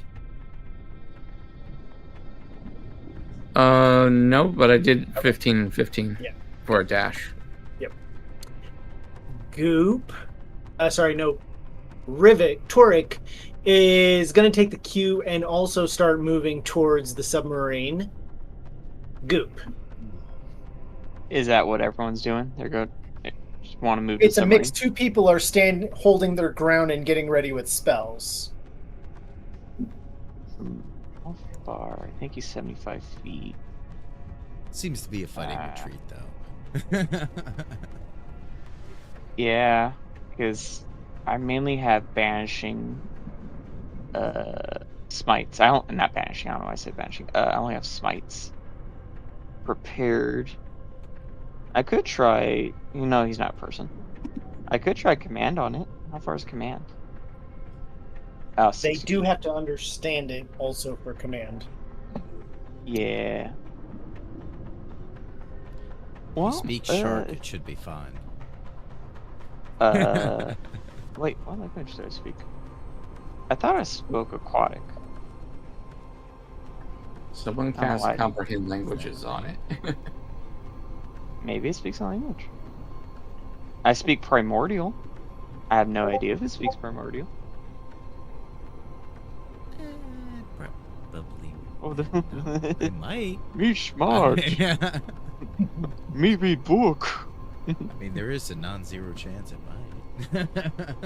might. I guess my free, because speaking is a free action, correct? Yes. I try to. Do we know if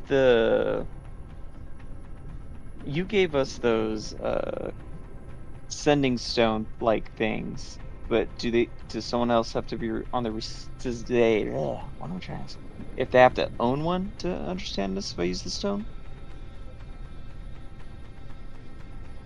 What was the notes? Oh, you mean to receive from it?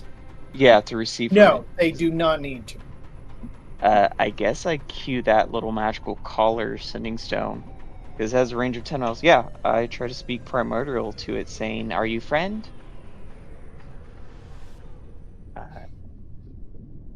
No, I do not have her. You do not get an answer. I do not get an answer. Well, okay then. I shout back, "I don't think he's friendly." But yeah, we got that. Thank you for pointing that out, Goop.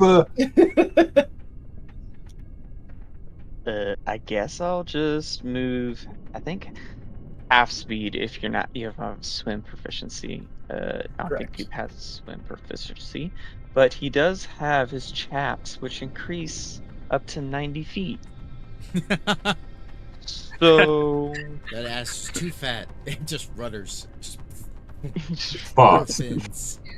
I always get this.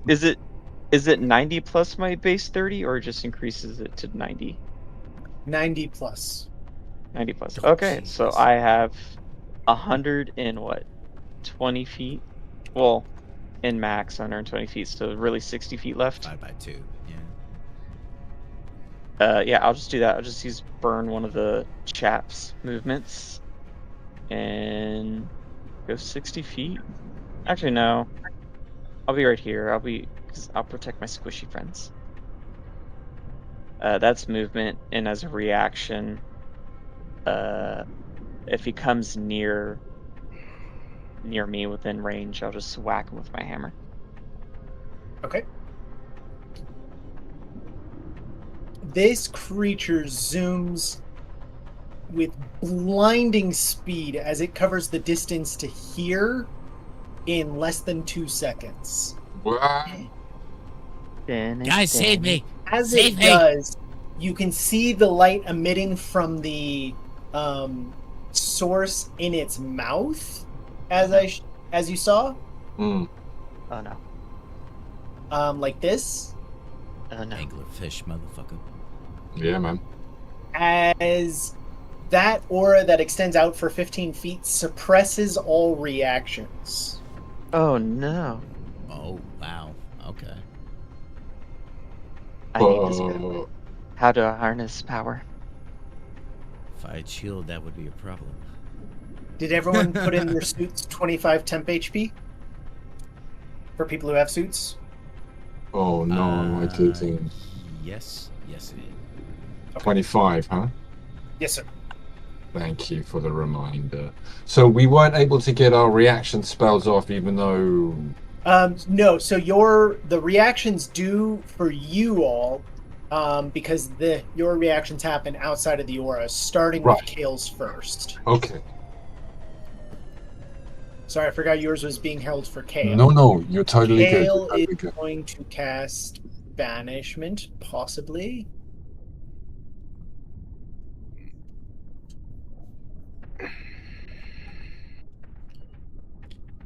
This is one charismatic fish, though. I don't know.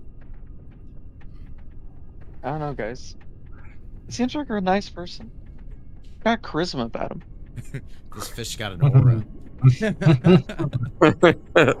As the spell casts, the light at the front of it flashes as the spell also backlashes at Kale as well.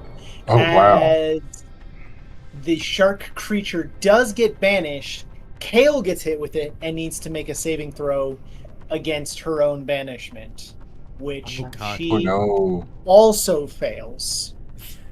Uh-oh. As she fails, she also becomes incapacitated, which means both of them become instantly unbanished.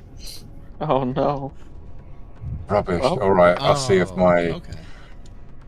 See if my,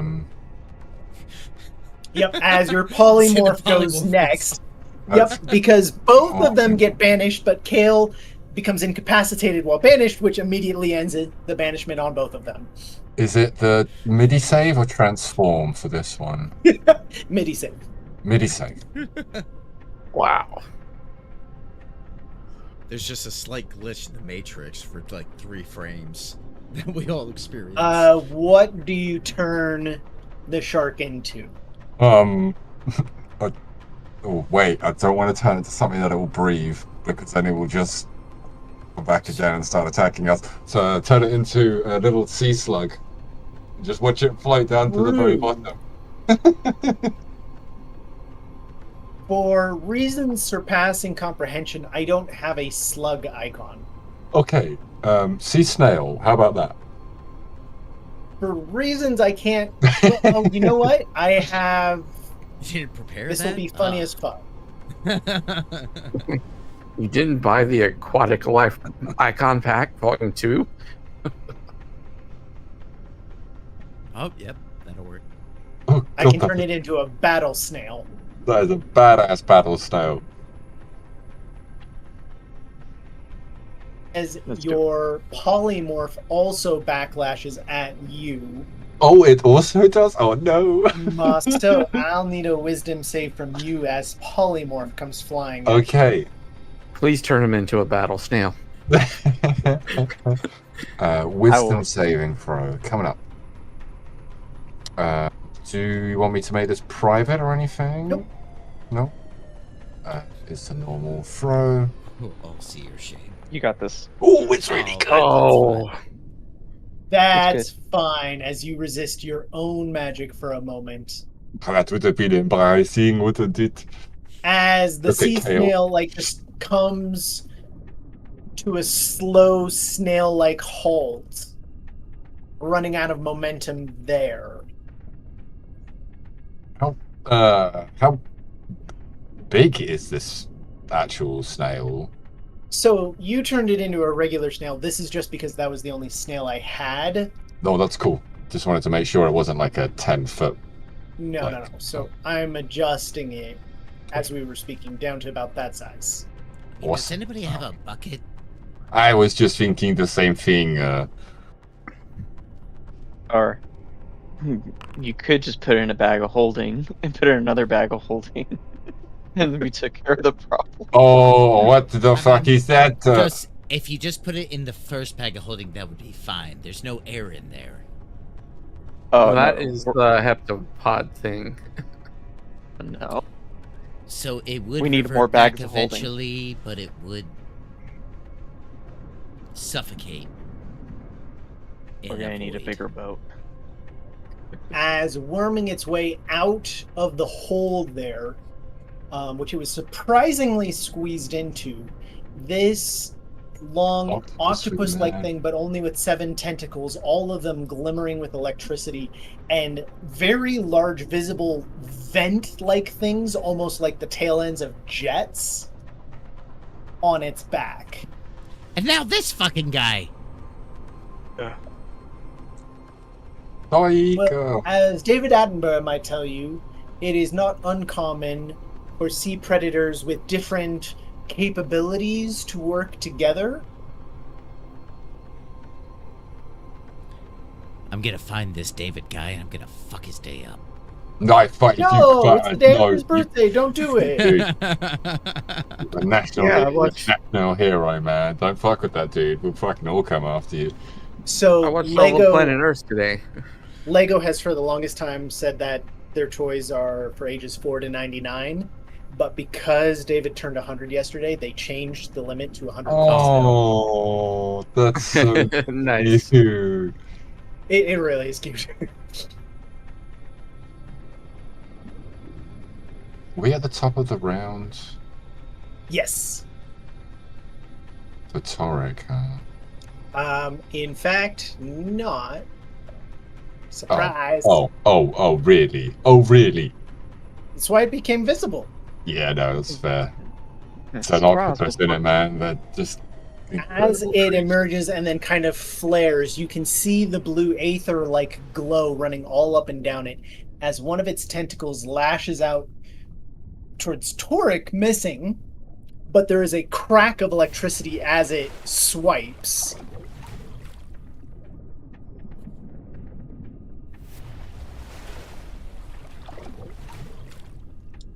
As the third one finally hits, there is a zap as Torek is restrained by the tentacle and incapacitated. What?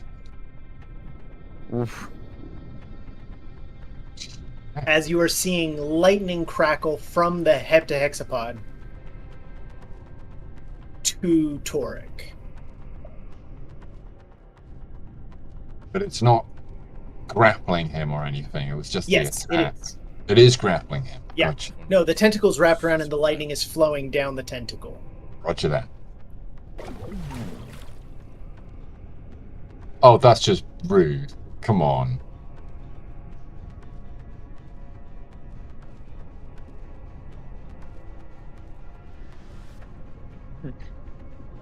Ew.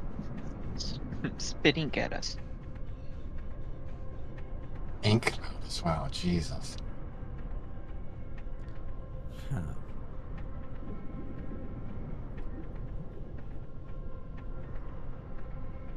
Huh. As Torek is held in there in the ink cloud, you're unable to see what's going on in there. Rivik. Guys, I'm making a run for it. I'm gonna use my surge movement. So normally that'll give me 200. Yep. So give me 100 plus. Is that in addition to my regular movement? It is supplemental movement. So 115. Okay, I can make it back to the ship. Man, you drained your surge movement real fast. Sometimes I don't fuck around with giant fish, thanks. So yeah, I'm gonna go grab the ship and start it up. Would starting it up and getting in be an action? It's got an airlock. It's gonna take an action just getting into the airlock. Okay, that's fine with me. Well, there's also a ballista on the back. Yeah, but you have to get inside of it first. You have to get inside to use it. Yeah, it's somewhere over here. I can't see it because of some reason, but because the It's ink big cloud. Ink. Could it be the ink cloud that's causing that? nah. I could be wrong, but Don't be silly, Corin. I'm just gonna go, somewhere over here. Just barrels through it. Just, you ran smack dab into Torek on your way over there. Sorry, bud. Actually, it was right here. Okay. And then I'm gonna use my action to open the airlock. That'll be my turn. Look.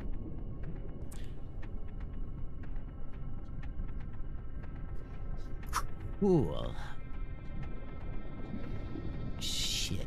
Oh, I can't see anybody.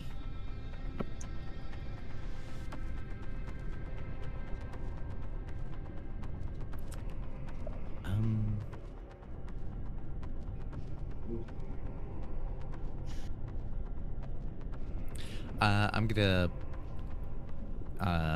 just pop over here to Goop real quick, or swim over here to Goop, and I'm going to just tilt Goop's head back and just be like, "Okay, here you go. Open up, little guy. Here you go." Okay. And I'm gonna pour a swiftness elixir down his throat. A little bit more movement speed.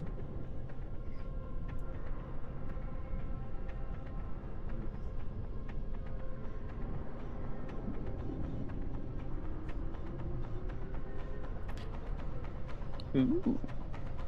130 feet now. Nice. And then I'm going to action do that.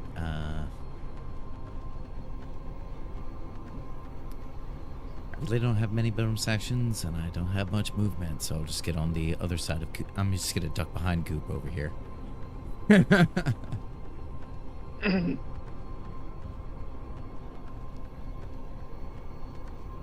yeah, that's it. All right. Goop. Okay. Well, I'm gonna ignore the slug, because one problem at a time. We can ignore him. But he's in that ink cloud. Fuck it. I'm going. Guns blazing. I'm gonna go to where I think the center's at. I'm just gonna keep swimming until I think I crash into it, so that way I can. Crash. Okay. I'm gonna try to hit at it. I know it's with disadvantage. Yes. So let me just hit. Let me turn off the hammer, the Great Weapon Master, because I need every little bit of juice for this. And hopefully if I hit it, I might be able to do something with my smite. Okay. Disadvantage. Go. Well. 15 does hit, however. Okay, alright. There's gonna be a smite. I'm just gonna do normal. Let me do my normal damage first.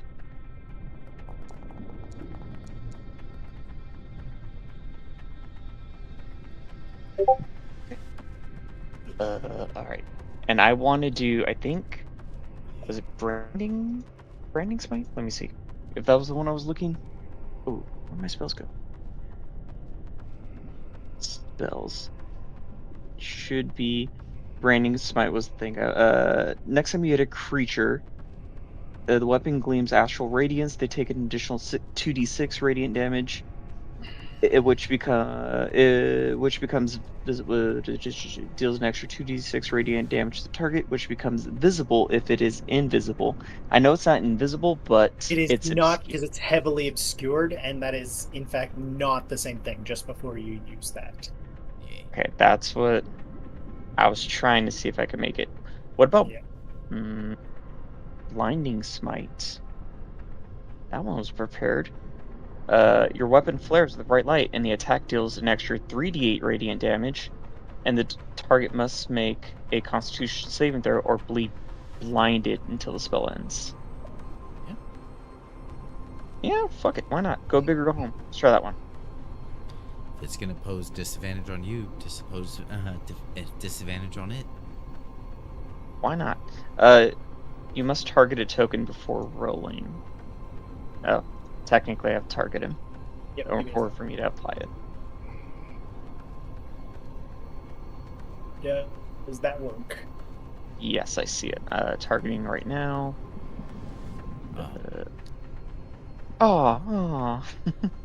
Scrolling down to the spell. Alright. Blinding Smite. Yes. Cast. Roll.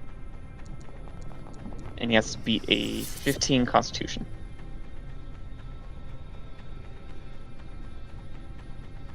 It fails. Okay. Well, now he's blinded. Nice. Blinded by the smite. That was only the first attack as well. So let's go for a second. Still disadvantage. Disadvantage, yes. Nice. Okay. Normal. Okay. And then I'll put another smite. This time it is going to be Wrathful Smite. And this time, if he fails it, he'll be afraid of me and he can't go anywhere. Ooh. Each of those is a bonus action, though, just to point out. Oh, you're right. You're right. Never mind. Regular smite. You're right. I keep thinking. Yeah, ignore it. So just do regular smite. Thank you for reminding me.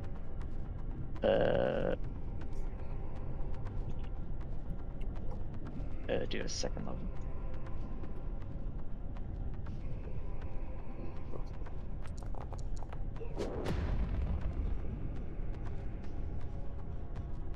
All right, yay! I did a thing. In my turn.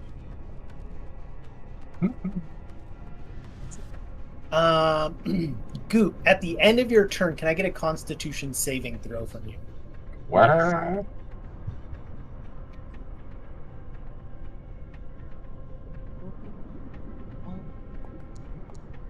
Nice. It's good. Pretty good. Your insides are feeling very tingly and bloaty, and as you were feeling on your form, you can feel bubbles actually forming, building up within you to the surface there. Shouldn't have that Taco Bell. Right? I was going to say, is it the red, Bad choice. the Merquois, right? The something- Diablo sauce. No, this is what happens when you have White Castle. White Castle, exactly. So, So, being the not very good sorcerer that I am, would Marceau know? Would he know that my idea or plan was to try and put the snail into the bag of holding? I am just short, even if I use my movement, but then I have to use my action to dash there, etc. But then that wouldn't work. Would Mage Hand work in this situation?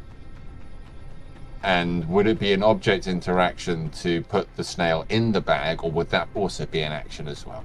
So it's an action to cast Mage Hand, an action to use Mage Hand, Right, so we're looking at lots of 2 okay, turns, right. unless you quickened it. So, do you want me to put the snail in the bag? I'll do yes, that. please. That would be super helpful. In this case, I am going to try and do something. Okay, so if you're able to do that, that's super helpful. Thank you, Plug.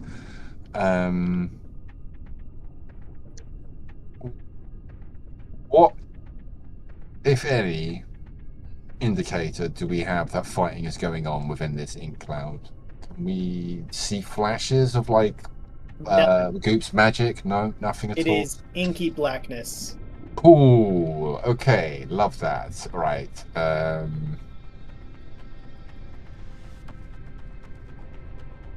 And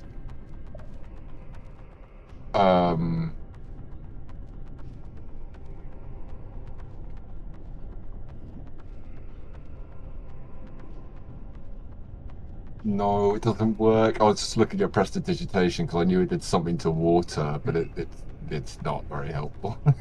Rectal, nothing like form vitality would work either. I don't really know. I can't see people in there. I don't know what their HP is at either.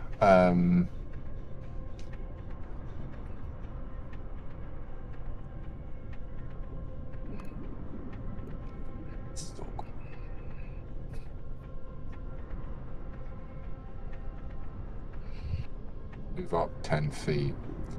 And I'm going to hold. Look, I'm still concentrating on this thing, so I'll hold an Eldritch Blast, and if it does happen to pop out or show its face, I'll take a snap at it. But I think that will be end of turn for me, as I can't do very much of my bonus action at the moment. Right. Hail. I'm just going to be back here.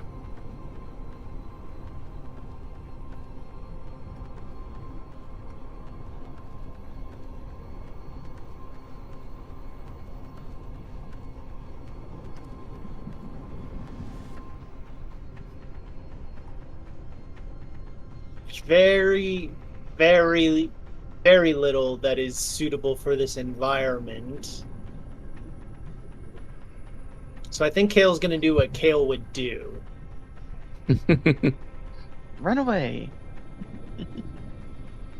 Also, being a kid who doesn't think about such things, she turns, aims towards the center of the ink cloud, and uses lightning bolt. Oh god, we're all gonna die. Nice. Oh. As a zap of lightning rips through the middle of the ink cloud, as she's unable to see in there. And yep, unfortunately clips Goop.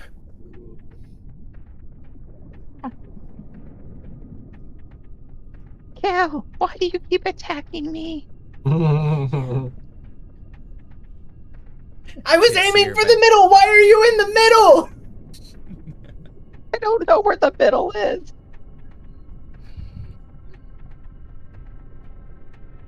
Muak is zooming away towards Prime, as the sea snail is so deeply confused about itself right now.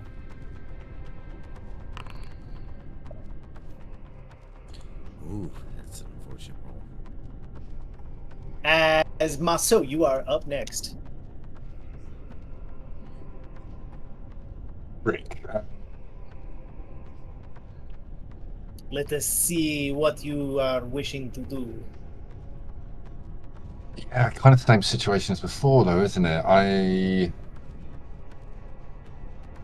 think all I'm going to do is I can't let Kale take the first hit, so yeah, I'll be there.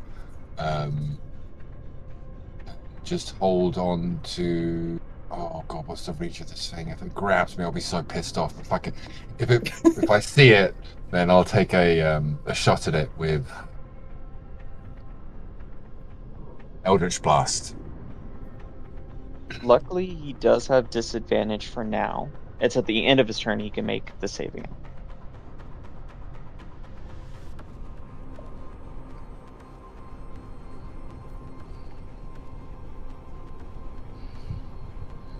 Well, you may Yeah. fire when ready.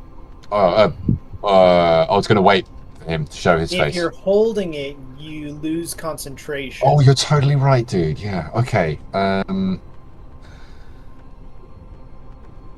Gosh, I feel useless here.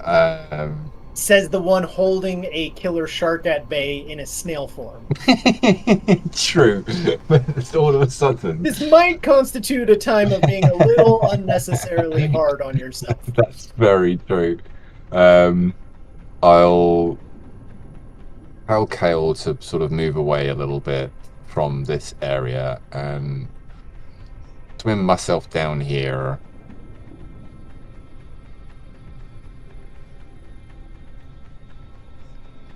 I want to try and get an angle on that technician dude as well, but I think they swam off like way over there, kind of thing. I think I'll just end my turn here, to be honest with you. I'm concentrating on the thing. Yeah, they're out of here. Yeah, concentrating on the spell. I'll use my action to dodge. How about that? Okay, that works. That works. Kale moves 5 feet over, kind of squints and takes aim, and sends another lightning bolt in. Yes, Kale. Swear to God. And hits Goop again. No! Oh, you. So I there's so didn't many ways bother. you can shoot in there. This really hurts. You mean almost as much as the tree hurt? I didn't hit the tree. And you won't ever again.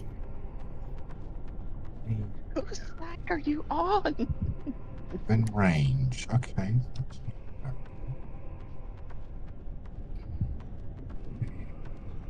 As the snail has nothing they're able to do. Goop, it's at this time you realize you're not concentrating on the smite anymore. Oh boy.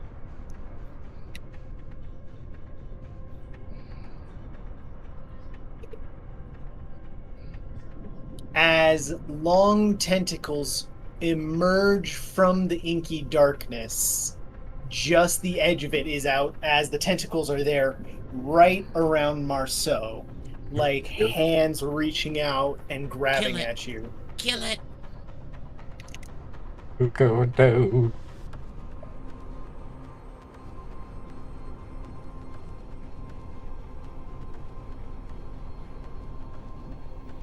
Oh yeah, you couldn't hold anything.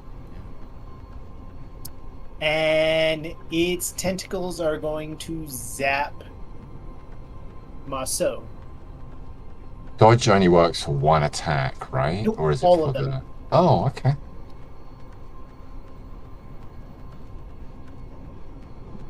And no. opening shot hits you with disadvantage. No! Well, that's I'll not need good. a con save from you, Marceau, Yeah, sure thing. as lightning zaps through it on you. God, I hope I don't lose concentration on this fucking thing. God. No, it's good. It's good. That is good. That is a miss. Oh no. That's a hit, though. Okay. You require another one, I assume. Yep. Come on. That's a good roll as well. Okay, so the thing is, though, I will need 2 concentration saves now, as this was the zapping from the tentacle, but you will Yep. also taken damage. So 2 Okay. regular concentration saves. 2 regular con saves. Okay. Con save number 1. Con save number 2. Good. 14. Oh, Good. God. Level Nice. 14. Oh, look at that. Not bad. And Not it bad. jets off again, provoking an attack of opportunity from Marceau if you want to. Hit it with my stick. How dare you attack me?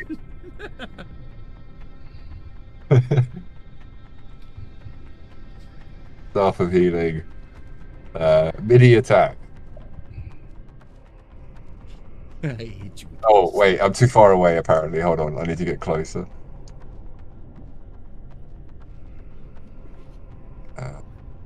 Got it targeted, yeah, okay. Start healing. Midi attack. Oh, it's... So that's 5 feet away, but I'm only 0? I'm just gonna... Nah. That is a There we go. miss. It's a miss, there we go. Cool. As it goes zooming away, fleeing the fight. Yeah, that is what I thought. Run away from me. As with the other one polymorph for up to an hour, you are doing quite okay. Doing excellent. Lucky. All right.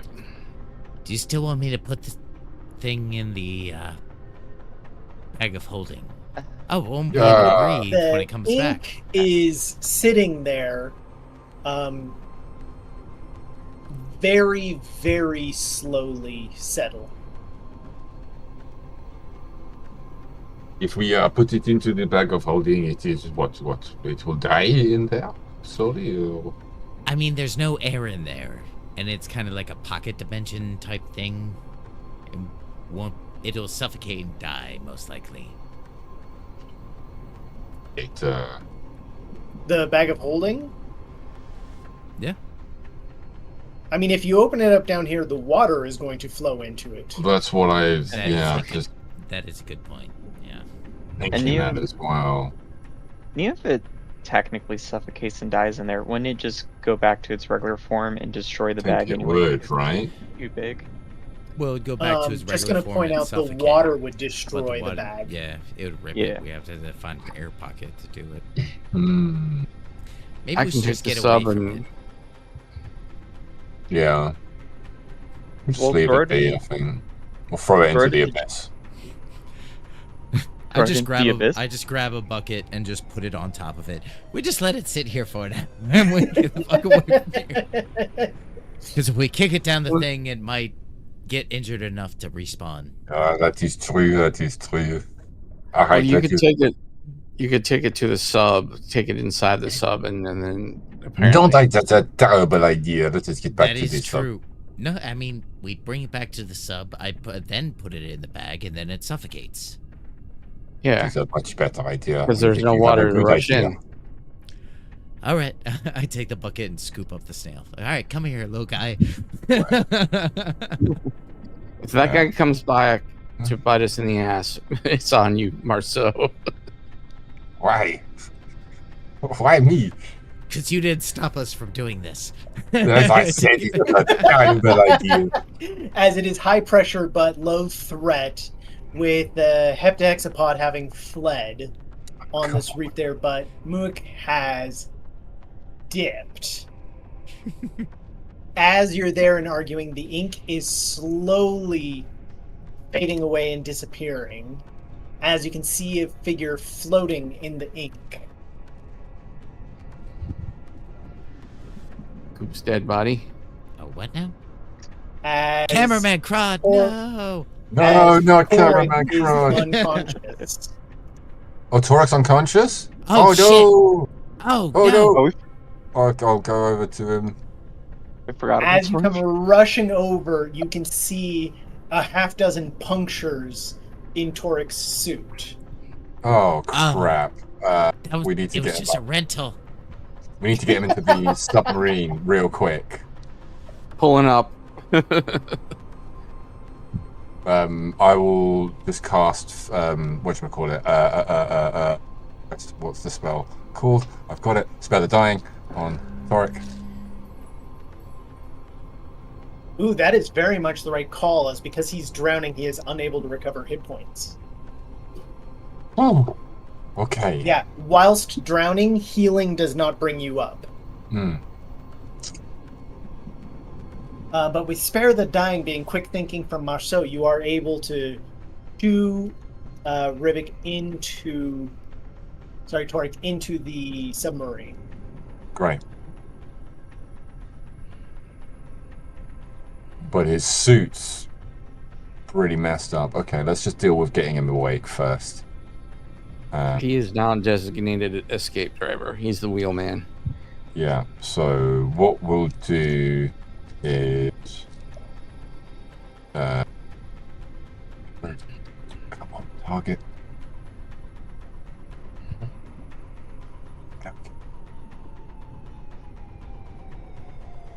Clear. Go in. Sorry, before I do this, there was an order of things that I wanted to do. Gonna re-roll, use one of my features to re-roll the healing that I did for one of the spells on Goop. So it's just basically one of the d8s I rolled was a 1, but I'll just re-roll it now. Not much better. Add an extra hit point, Goop. And I will then use an actual healing spell on... Alright. Here we go. Click. Roll. It's fucking awful. I'm going to do the same thing again, because I'm not happy with that. So, D8. No, not a D10. Go away.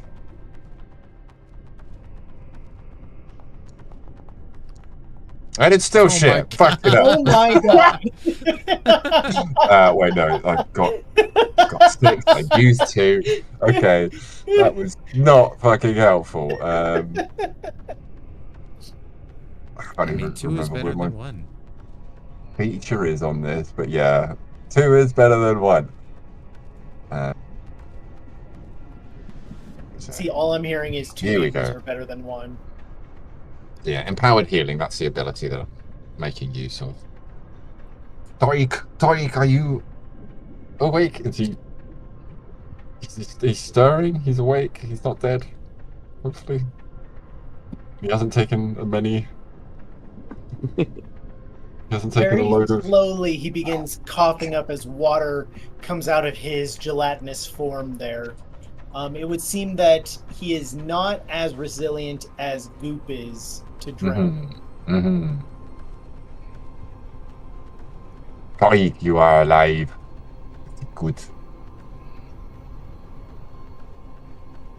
Did someone want to get Kale also? Yeah, she's with us, I think. Right. Oh, okay. She did. Was she? I just know she was like incapacitated. Nah, she's good. She's good. Looking at Torik's suit, what? Is it like gone pretty messed up? No chance of repair. Think with some time with mending, you'll be able to do it, especially that it's not under pressure right now. So dry in the submarine, it's easier for you to mend. Just on a side note, I brought the slug in to the airlock and then I popped him into the bag of holding. Cool. Oh, okay, cool. Cool. Good call. Oh, what the fuck is that? As you're in the submarine, you can see rising up from the depths, illuminated on its own, is this creature some ways back. About the size of a whale. It looks almost like it is just peering in your direction about 150 feet away. There's always a bigger fish. What the fuck? Kill the lights on the submarine. What the Look, as you flick off the lights, Kale just looks at you and goes, "Sure, I'm certain the deep-sea creature that lives in total darkness won't see us with the light off." No point being a smart ass about it now. It's not what we could do. Well, at least he has his own light. As it appears to be unmoving right now. Goop mans the gun just in case it tries to get any closer. Yeah. Just try and use mending on Torik's suit if possible. If we need to use a patch, then use a patch, I guess.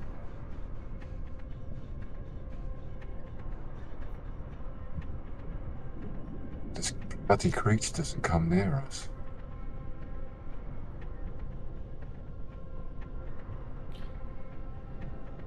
Maybe it was the light attracting it. Let's see what it does.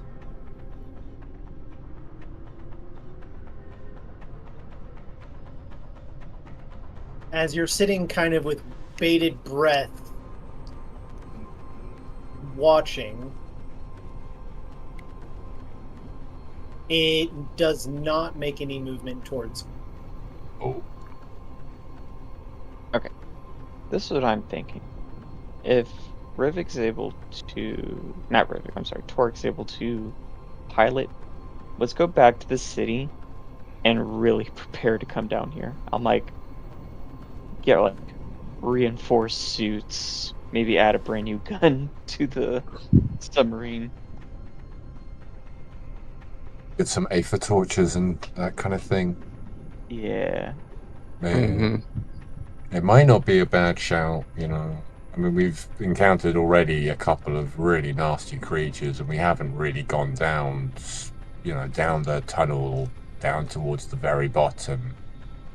Oh, and Plug can study the weird shark tentacle monster that's not in water. The I don't know if... very large illuminated angler starts moving in the direction of the drill. Oh no. Up the Only able drill. to see it from its own illumination at the front of it. I think they need that drill. I think we need to warn them or something, right? If this thing is suddenly gonna... Well, the sending stone is 10 miles that we all got. And do we know anybody at the drill? No, what you but were we told, know. if anyone's at the drill, they are inside of it in a chamber, though. Oh, they're in. We have to stop it. They're inside. If they're inside the chamber. Of the As drill, they were yeah. detailing that it's like a 3-man crew to operate the drill inside of a chamber in it. Okay. We're not that's technically in combat yet, are we? No. I can. And you watch I'm as gonna, it like starts to drag its body across the hull. I'm going to chug all my healing potions because, unfortunately, I took 80 points of damage technically in one day thanks to Kale. Magic missile. I was really debating it, but it really seemed like something Kale would do. He would. I'm just gonna take all 3 of my potions. Is there a I side haven't- effect if I take all 3 at once? Oh, hold on. Is there a what? Side effect if I take all 3 at once? Probably. Goop, I have a confession to make. If she didn't do that, I was gonna fire a ballista straight into the center. Oh no. Okay. I mean, it was. Yeah. I wouldn't use lightning per se, but the whole fire to the center kind of made sense. Right, if you two stay there for just 2 seconds, I can get you up a little bit. Hold on to your healing potions. Okay. Yep. So, what I'll do is this is going to be a little bit convoluted, but I'm going to twin this, so that will be 2 spell points because it's only a level 1 spell.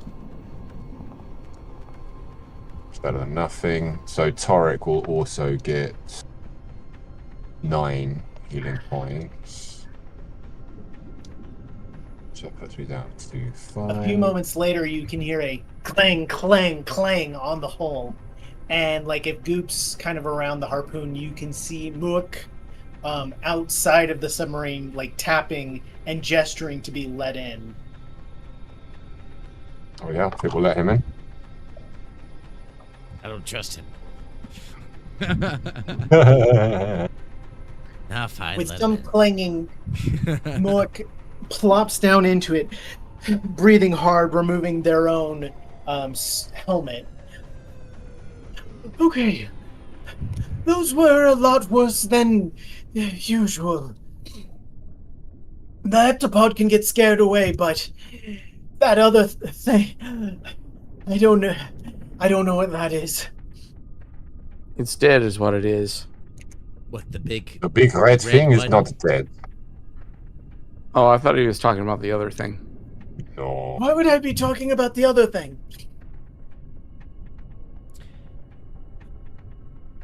Conversation. So this one is new, and I just point out the front of the viewfinder. Yeah. Okay. Give yourself 10 HP for that as well. Got it. So we're gonna try to kill it as best we can. Because I do not want to lose that drill. I think that'd be probably bad for everybody. It would complicate our schedule by a lot. Silly question. In regards to the harpoon on the submarine, it's not connected to a wire. No, Or- you could change it up and do some retrofitting on it, but it's designed to discourage harassment more than anything. I'm just making sure because I don't want to fire it and then you tell me, oh, by the way, there's a chain. Oh, like, I mean, that does look like whoops. something I would do. Yeah, I don't think we have time to go back to and retrofit and get equipped because it's Not already with that red one, yeah. yeah. It's already going after things. No, let's attack it. Marceau healed me up pretty good. 75 out of 85. Good enough. All right, can you... Oh, sorry, because I was also doing it for Toric healing as well, in terms of like the spell. Could you give Toric, please, 16 plus 9, sorry, 25 HP? Sure. Thank you.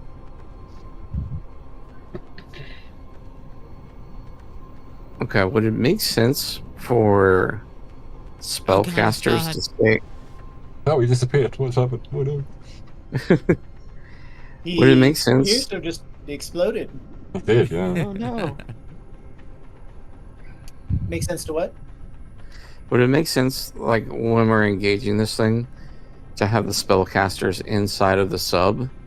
That way, they don't have to worry about their suit so much. And most spells require clear paths from you to the casting. Right. Clear paths. Okay. We can sort of be behind it a little bit in terms of like something we can duck in and out of. But I don't think, it's not going to provide that much help. Yeah. Okay. Well, I mean, I think at least 2 people should stay inside of the sub and act as a ballista, but also be kind of like a emergency evac, like Casvac or something like that. We can get this technician to help us out with that, right? He can just man the either the controls of the ship if he knows how to do it. Right. Mm-hmm. Corin, would we know in terms of the operating the harpoon? Like, it's not like it's not going to come under sort of like vehicles C or something like that. Any benefits or anything like that in terms of accuracy? No, it's pretty user friendly. It actually comes with a fixed stat, so the harpoon itself is a +7 to hit. Okay. And that's static. That's how most siege weapons work. Right. Does the technician know how to operate the sub? More or less. This is similar to some other equipment that they have. Who was operating it as we drove down? I was. Rivik.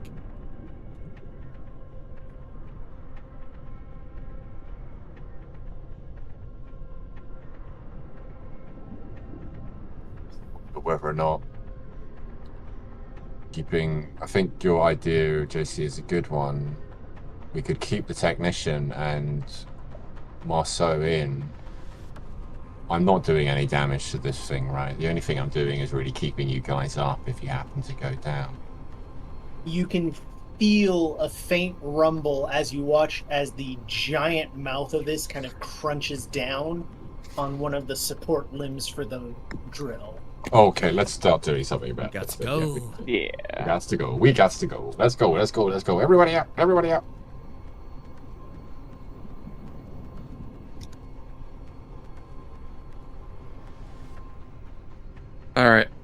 I'm going to shoot at it with an Eldritch Blast.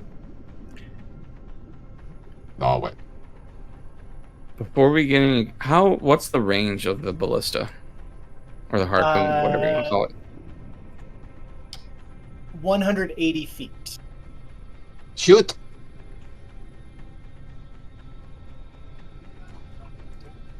Whoever's manning the ballista or harpoon, shoot it. Shoot her! I'm going to take a shot at it as well, because we need to distract this thing. So Eldritch Blast. You would have stayed on the harpoon, and I would just shoot it. As your Eldritch Blast zips across, you watch as it splashes into the thick, crusty, like coral-like redness along its shell, and it simply absorbs the Eldritch Blast with no damage. Wonderful. I love this place. It is so much fun to be in. I'm going to run away now. As Mook is like, Roy, that looks like Merquois. Highly magic resistant. Oh, good.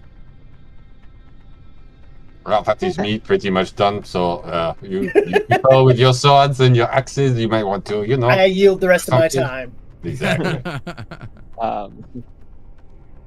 I took a shot at it with the harpoon. I don't know if it did anything. Yes, you fired. That was a 20 to hit as the harpoon goes sailing across, and you can roll 1d12. Okay. No, that's a d10.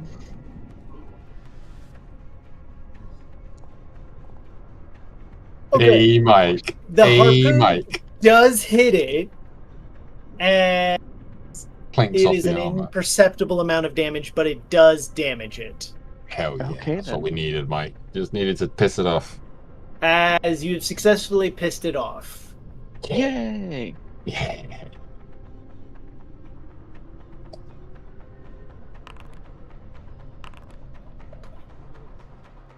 And our man Rivik is up at the top. Am I still driving? Up to you. Well, we're gonna have to get closer regardless. So yeah, I'll still be driving. You said this thing had a cruise speed of 40, but is there a way we can kick that up a notch? Yes, you can kick that up to 60. Okay. So everyone moves 60 towards the fish.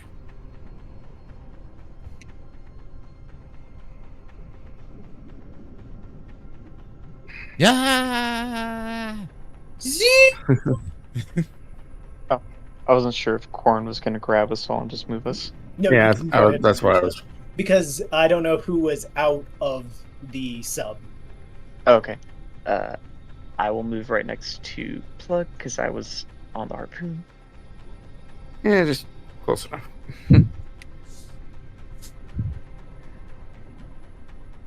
God, get off of me.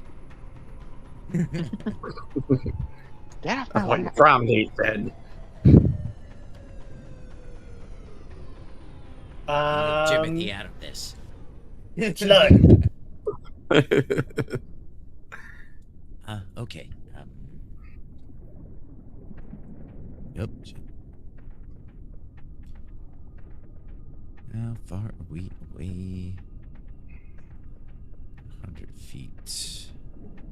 Doop, doop, doop.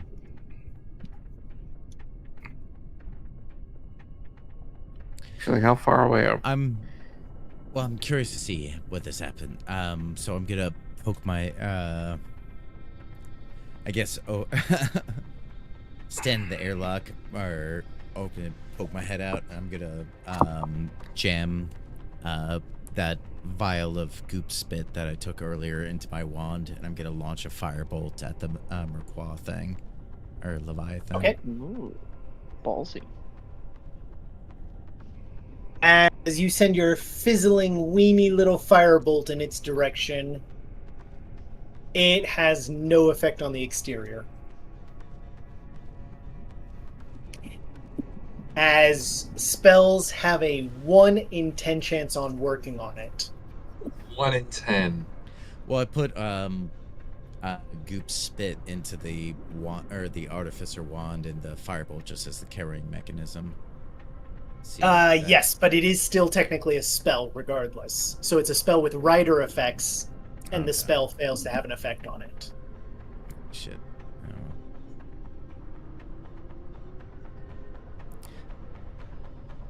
Close the hatch. It's like, well, that didn't fucking do nothing.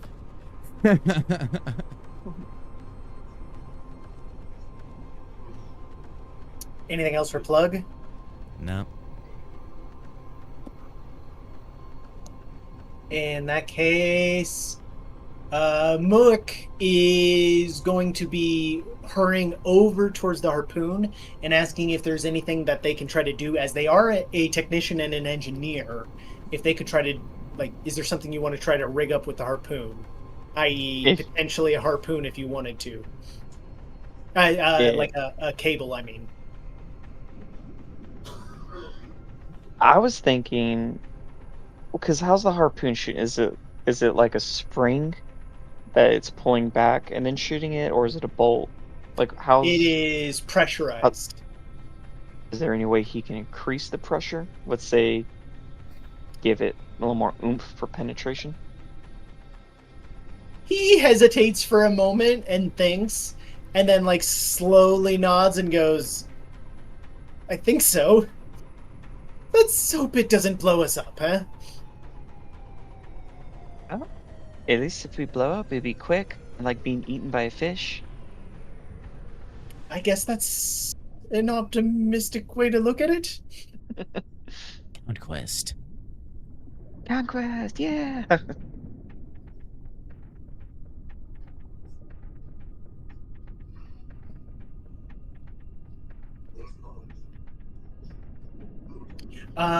So they will immediately start tinkering and working as they ratchet something up. It's very improv as they have so little time, and they go, "Well, I've increased the pressure 25%. Let's hope it doesn't blow." That's what you said.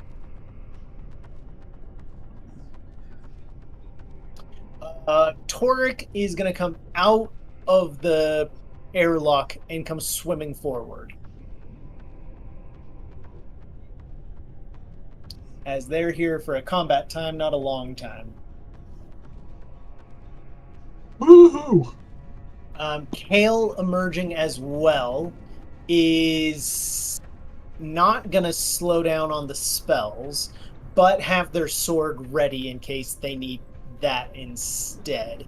They're going to go for an oldie but a goodie and throw a banishment.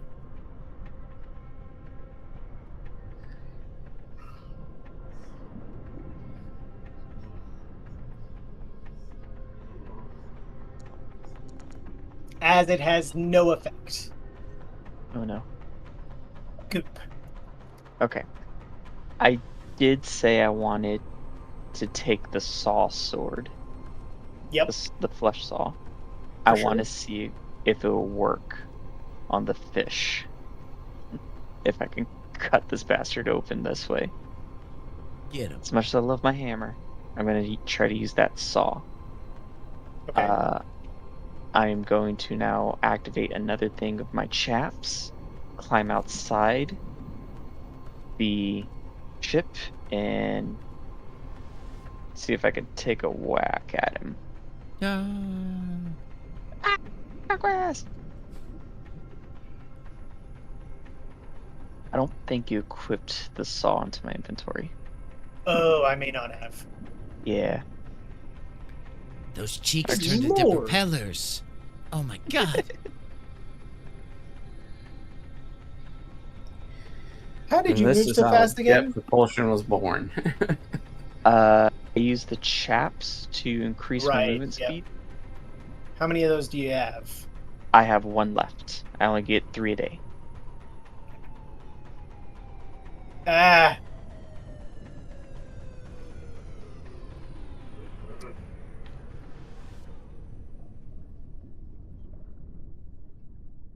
Sawtooth is in your inventory. You can go ahead and try to hit it. Yay! Let me add it to my quick bar real quick so I don't forget about it. Alright, let's see if this bad boy does. Conquest! As I yell, and as a little air bubble comes up. 10 feet away. Okay, let me. I should have movement to move like an extra 5 feet. Just imagine, it's just when you pop the bubble, it just perfectly says conquest. Hold up. I gotta do some maneuvering because I can't see my token now. Yep. Give me a second. I'll adjust the size overlap. It is bigger like it looked, but now you can see your token. Okay. And I'll just arbitrarily move there so I can hit. Conquest! Normal.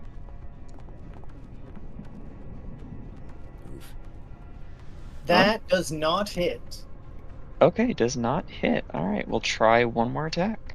I do have inspiration, so I will, not for this one, but for the next one. If I miss, I'll try it. I think that hits. Okay. Yay! Yeah, target it.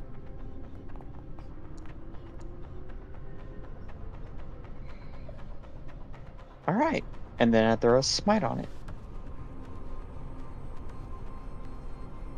See if smite works. Smite does not work as you try to summon it to the blade, and it does not. Your insides start feeling like they're bubbling and boiling as you look down, and the Merquois in your system is glowing bright blood red. Ooh, that's not good.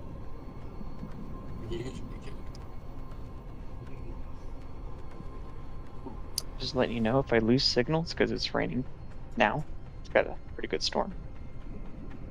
So. Spells were all fucking useless on this thing. Yeah, we gotta find a way to crack a hole in it. Has a minute passed in between? Wouldn't really help anyway because it's still resistant to the spell. I was thinking about doing another polymorph on it, but if only 1 in 10 spells go through, it seems like a bit of a waste.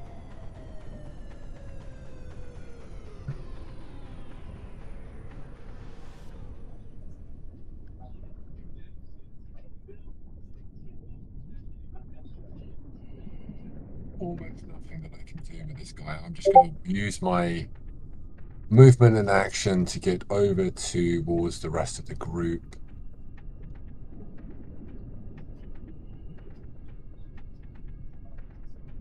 And I think that'll just be the end of my turn right there. Okay. The large Leviathan creature turns and looks at Goop. Don't swallow him whole. As the light shimmers in front of Goop, can I get from you a wisdom saving throw? I don't double checking how you are about being charmed. Yeah. What? Goop? Yeah. What did I miss? I'm sorry. I was closing my door. I will need a wisdom saving throw from you against being charmed. Okay, alright. Now's the time to tell us that you're immune to it. What? Being charmed? I doubt it. Yeah, mate. No. Yeah, no way. Goop is chaos incarnate. Goop cannot be In charmed. it. Ooh. Oh, it's a really good roll. Ooh. Goop. As the bright red light in front of it seems to dazzle and stun you for a moment, you do manage to ignore it as it opens up its mouth and goes to bite at you.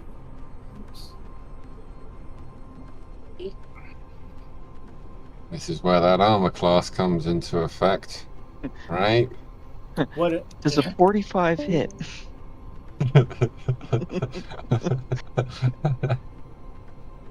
Oh no, we lost. As a 17 misses. Oh, thank God. He looks like he bites hard. Wow. It's not moved. Plug, what do you do? Shit. Okay.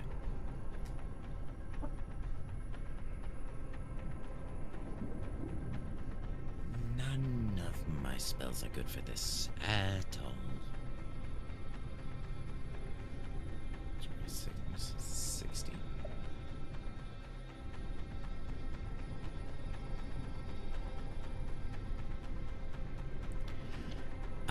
I'll urge whoever, I think Rivik's driving the sub, to push forward and hold a spell in case, I guess, we get within 60 feet range. Well, spells don't do nothing either. Who's in range? Blur's self.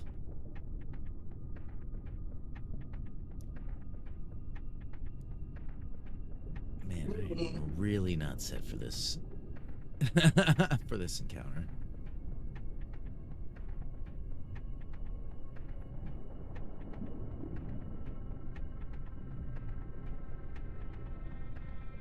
Oh man, the weather's really coming down.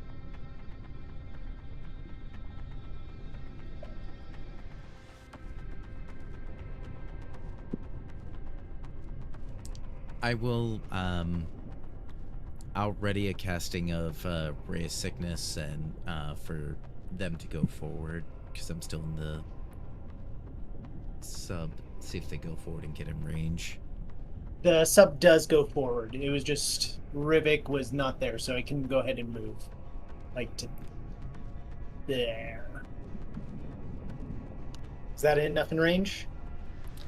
I need to get in with it 60 feet. Oof. Okay. So I'll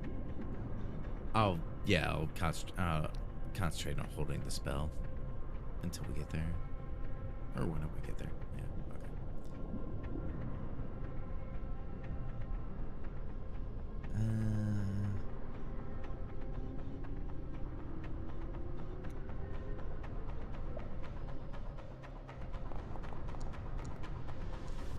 Okay. Yeah.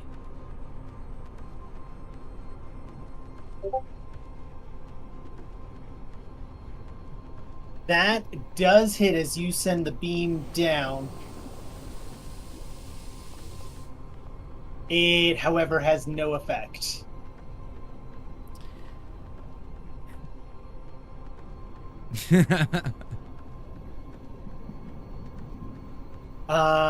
Mook calls out, "Maybe we just draw it away and then flee!" Yeah, I don't think we're doing anything to this. We might need to go. Surely it won't come all the way back for the drill.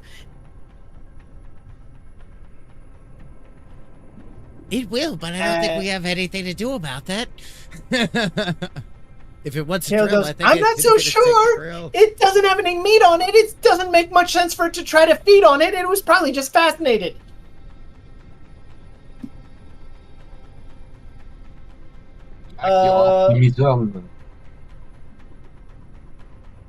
Ooh, this will be funny.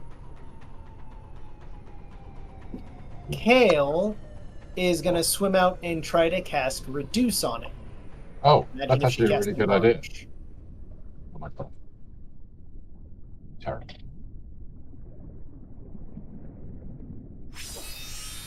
Enlarge would be so funny.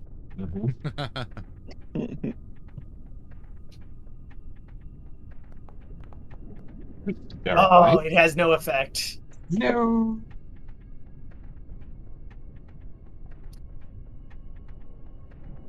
Ow. Torek comes in to join in the fight, dashing forward. Maso, any ideas? Yeah, no, dude, I've been looking at all of the kit that I've got. Love what I can do.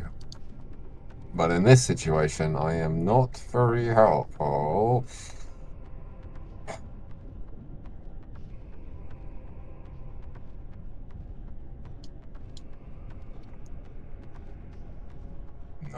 think I'm just going to move my... keep up with the rest of the group. So I can stay in range to heal people if needed. That will be the end of my turn.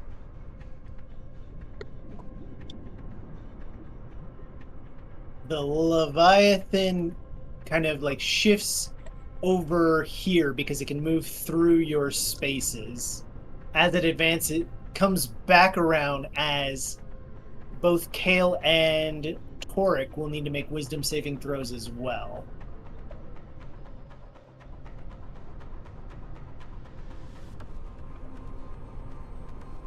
Good for Toric. Yeah, really good roll. But Kale goes slack-jawed. No.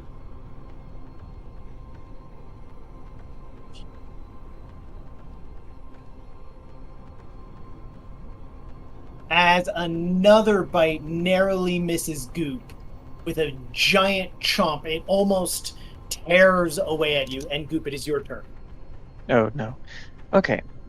Goop, seeing the giant light floating, I want to try if I can use the sawtooth to saw away at his giant light on his head.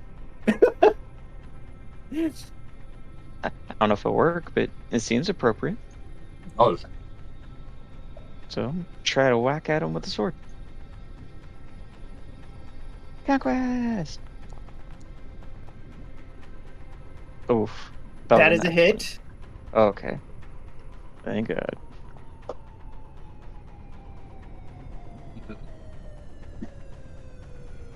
Okay, second attack. Normal.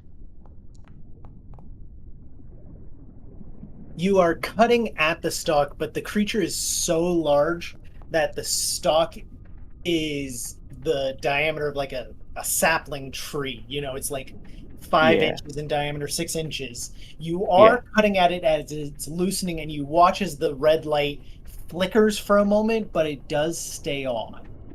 Okay, well, that's attack. But magic's not working on it because Divine Smite didn't work. Bone? No, I can't, but... No, as far as I know, spells are not working on it, so yeah, I'll just end my turn. So, the Leviathan's about to have another turn.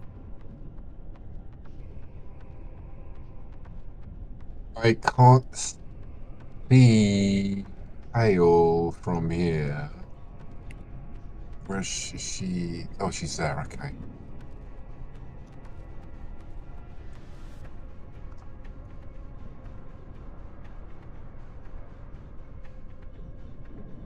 And it's what, 70 feet, I think it was. Oh, it's 50, okay.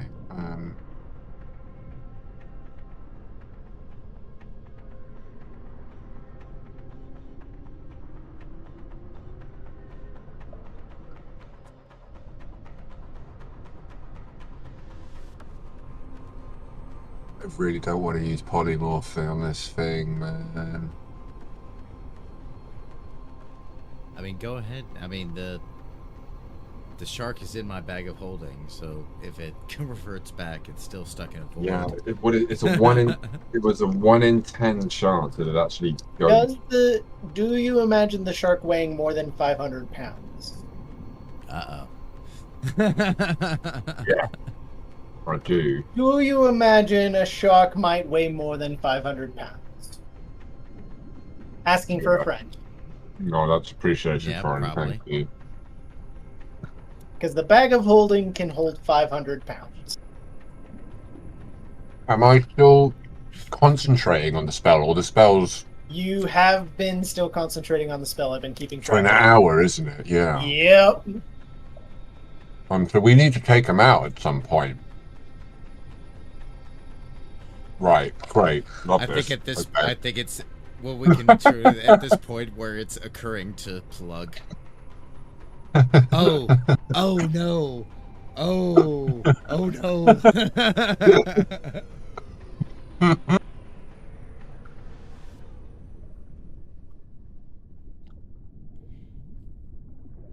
I am going to hold a freaking hell, man.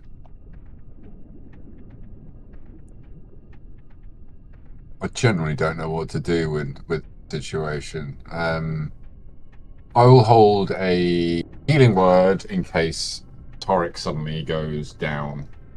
If he does, then I will keep him afloat.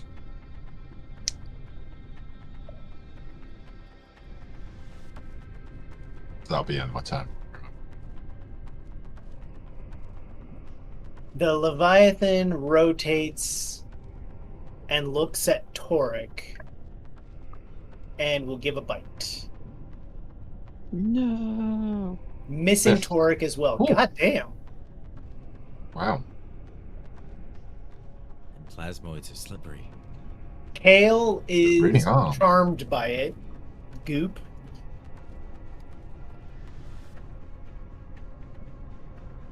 Oh. I forgot. I have Sentinel. Yeah, I probably want to use that. Mm-hmm. He made an attack right in front of me Go for to. it. Yeah. So use that reaction to try to do that. Oof, so close. To a 20.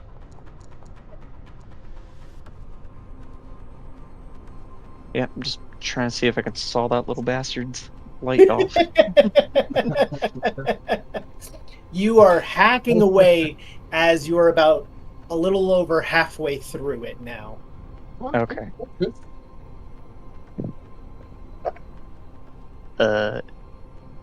Is it Goop's turn or Kel's turn? I thought it was Kel's turn. No, Kale's charmed by it. She is slack-jawed and spaced out. Okay.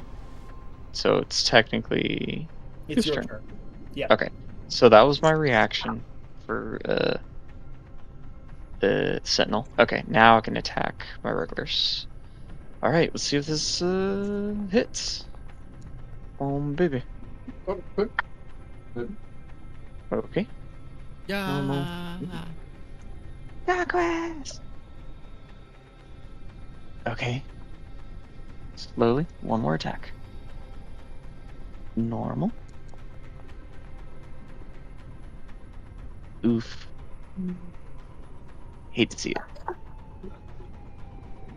The light is flickering and stuttering, but it is not extinguished. Okay, then, well, that's all I can do.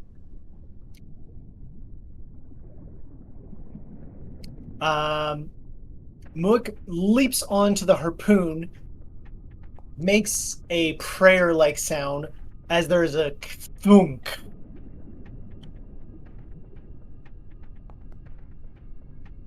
It does not blow up. Hooray. And adds a fixed 5 extra to the damage, hitting it for 8. Oh. Yay!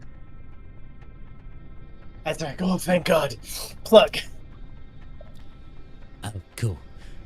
Realizing the predicament I'm in with the snail. So, oh, shit. I'm gonna bubble out, pop out of the submarine. Or before I pop out of the submarine, I'm gonna pull the snail out in my hand. I'm gonna pop out of the submarine, and then I'm gonna use the Hooper Scooper staff to create a portal on the rock in front of me, and then another portal far away in the distance, and I'm just gonna chuck the snail through it. They're both underwater at the same pressure, so I don't think there's gonna be any backlog or anything. It's just I was just thinking that. stuff. That's why I made sure to take it out before I left the sub. So where are you sending it? Just as far as I can. Okay. You're just see evacuating the snail away from here. Yeah, I'm just putting it on a nice little patch of sea floor all the way the fuck away from here. And then outside, yeah, really don't have any bonus sections. I'll swim a little bit over this way. Blah, blah, blah, blah, blah, blah. All right.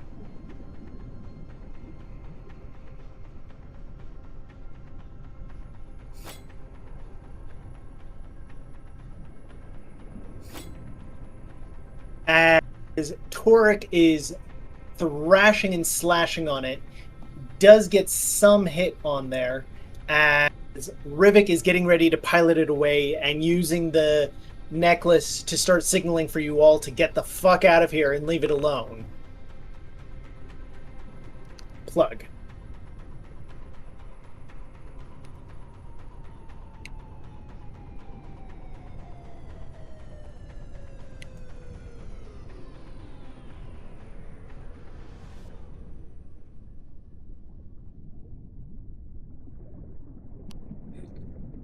Plug. I'll just swim back into the sub. Yeah, I'm too far away to the cave to get any indication of that. I'll ask the technician while I'm in here. In the cave that he dug there, is there any air pockets down in there? In the cave? Yes. Much further down. It'll be a long way to go there, and we can't get it there in the sub. But far away from visual inspection at the top of the cave, right? Yeah. Okay. That's all I needed to know.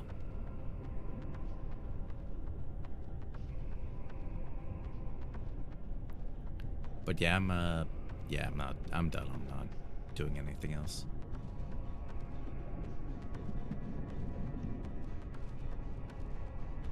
Okay. Torek comes dashing over as you're all starting to flee away. Is Goop going to be fleeing as well, or are you here to conquest?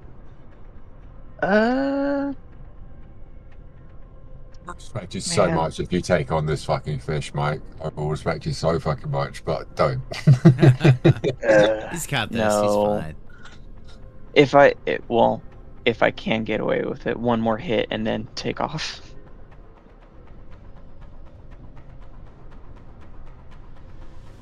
Okay. Yeah, on my turn, I'll just do one more hit. Actually, I could do the 2 hits and then take off. Yeah. So, yeah, I'll just do that. Provoking an attack of opportunity? Do you want me to do my 2 attacks first? Yep. Okay, I will...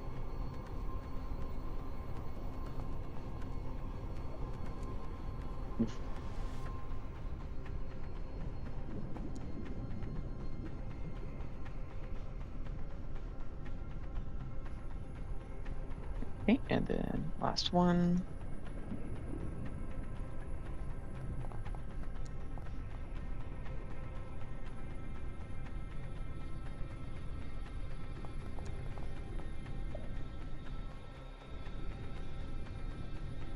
It's a good little chunk, but yeah, now attack of opportunity. Just watch this be the one after a perfect streak. I know. Nope. 20 to hit. All right. Yeah. Go back to the submarine.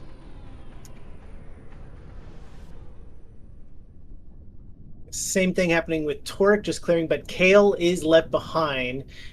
Is charmed, I mean. So Torek is going to try to collect Kale. She is charmed, isn't she? Yeah. I forgot about it. I honestly did. Yeah, you monster. God, you are so lucky. As Torek only gets to here, but swimming away as fast as is possible. you are able to make it into the sub and speed away as the Leviathan starts following you. No. Faster, faster, faster. We must go faster. There's a Let's go dull faster. thud as it like bumps along the side of you. It is matching the speed of the submarine. Oh no. Who's in the gunner bay? Shoot it! Shoot it!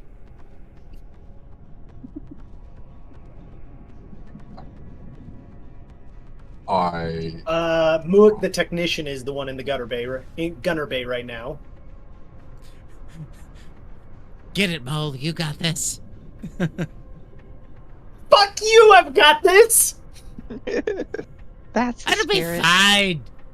Just shoot for the glowy bit. Fuck. Arguably the hardest part to hit right now. But yeah, it is cruising away, following alongside you. Dude, can you roll 2 D100s for me, please? Oh no. Oh, love these. Fucking hell.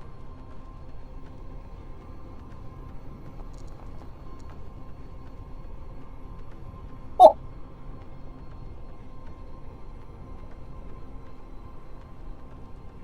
6, As- 7.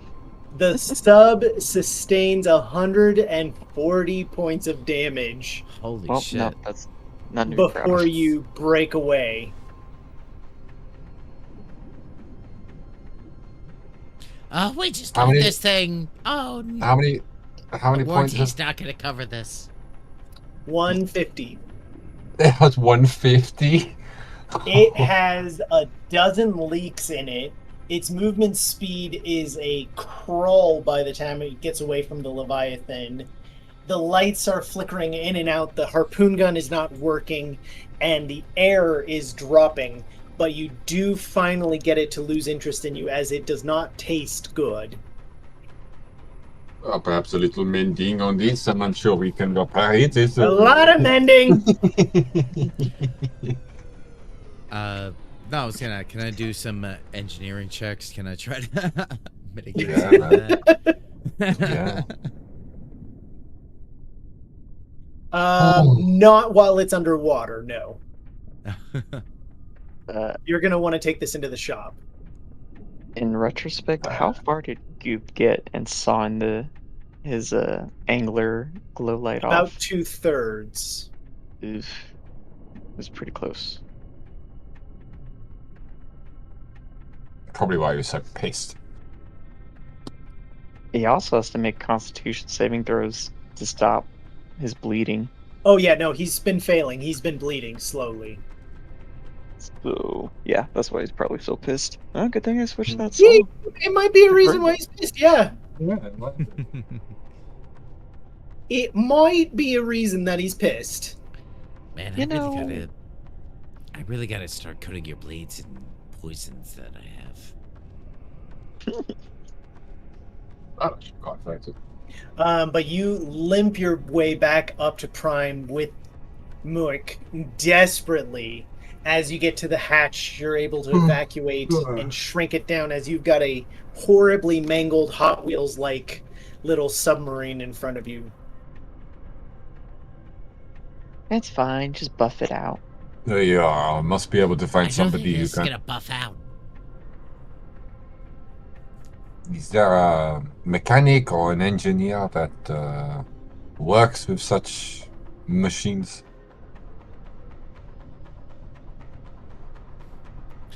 I would just have Yes, to find of course. I'll make sure they all know what you did for the drill. We'll get it fixed up for you. You have my word. Oh. Really? Okay, that's kind of you. Of course. Quick, summon the greatest of balsa wood experts. Bring the glue. As you make it back into Prime, quite shooken, your new friend Muak Plateau encourages that you meet him at the engineering section district. On the next day after they've changed their pants. Fair. That is fair. I would be honored to try to help restore your device. You didn't just save my life. You no doubt saved our drill and our entire plan. Oh, we got you, bud. Dab up. No one was here. I'm not sure you realize how vital that was. Is it real? The drill. Tell you what, the Mansions of Endeavor, they do a lot of work with devices such as this. They are my patron for the mining project. I'd be honored if you would meet me there tomorrow and I try to help fix up your wonderful little ship. Yay! An invitation to the inner ring. That's very nice. Thank you. What he said, yes. Will you all be all right? That was... I was not expecting that.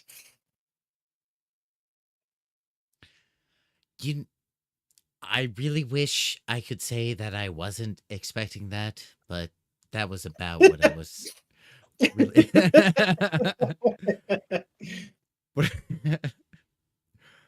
but we You know appreciate what's your true? help at. Oh, sorry. Go ahead. I was gonna say I should have implemented my strategy of Jonah in the well and just jumped right into his mouth like I did with the crocodile.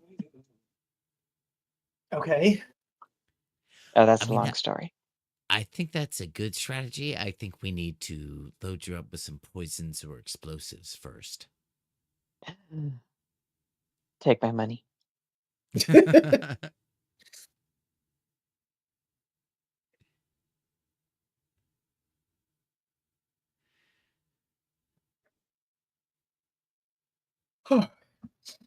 What? We've seen the things affected by the Aether before. What was that red thing? That was the Merquois. We've never seen anything feed on Makwa and be affected like that before. Oh, first time? I would Yeah. argue it looked a lot more like the Merquois was feeding on it. Just, Well, if you're going to be argumentative. Well, not argumentative, but reframing on sort of the power dimensions of this thing. It looks like creatures that it might be reviving it might also be, because they are burning it, drawing the Merquois into them. Oh, good. I thought it was going to be something scary for a second there. Oh, no, it's absolutely terrifying. It's more a clarification. It's way worse.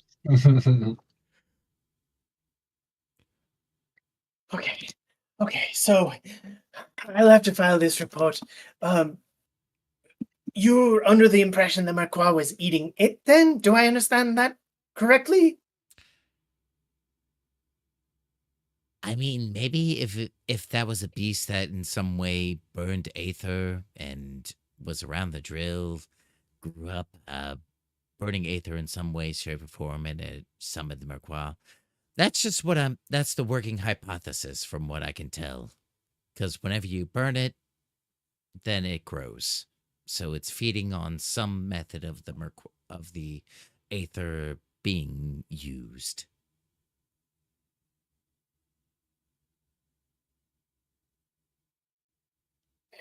And that's why spells weren't working on it? I mean, seems so. If Aether seems to be sort of some way entablished with the ways magic is wrought in this realm.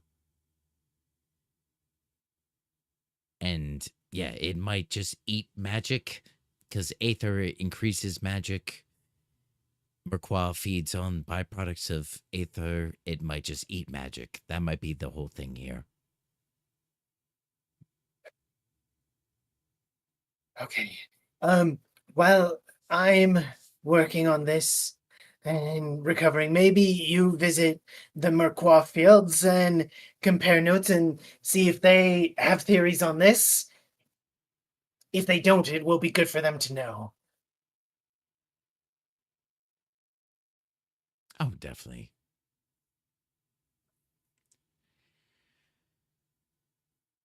Well, let's see what we can to outfit this sub, because we're going to have to kill whatever that thing is near the drill, because it's just going to keep going for it. Yeah, We maybe should you get make a wish list for me. a Gatling gun. Yeah, I don't know what honestly, that is. if you can get that, that would be great. He does not know.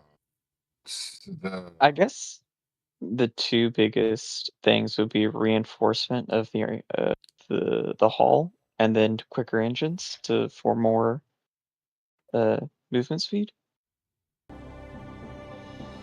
Movement speed is going to be difficult to increase. Okay. That's going to draw a lot of its power. What? I guess this the silly question is, what's powering this up? Is it just more aether?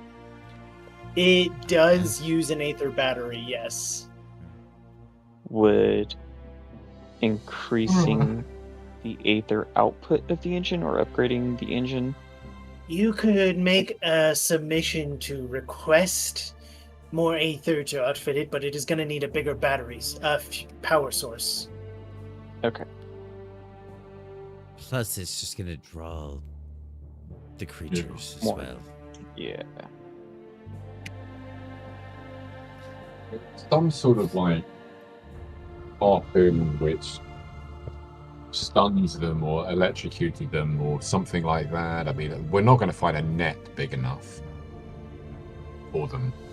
But perhaps if we had something which was like a bait or a kind of a lure for it, and if it bit into it, then it would, like, I don't know, we could just put 20,000 volts into that motherfucker, just fry it from the inside. Yeah.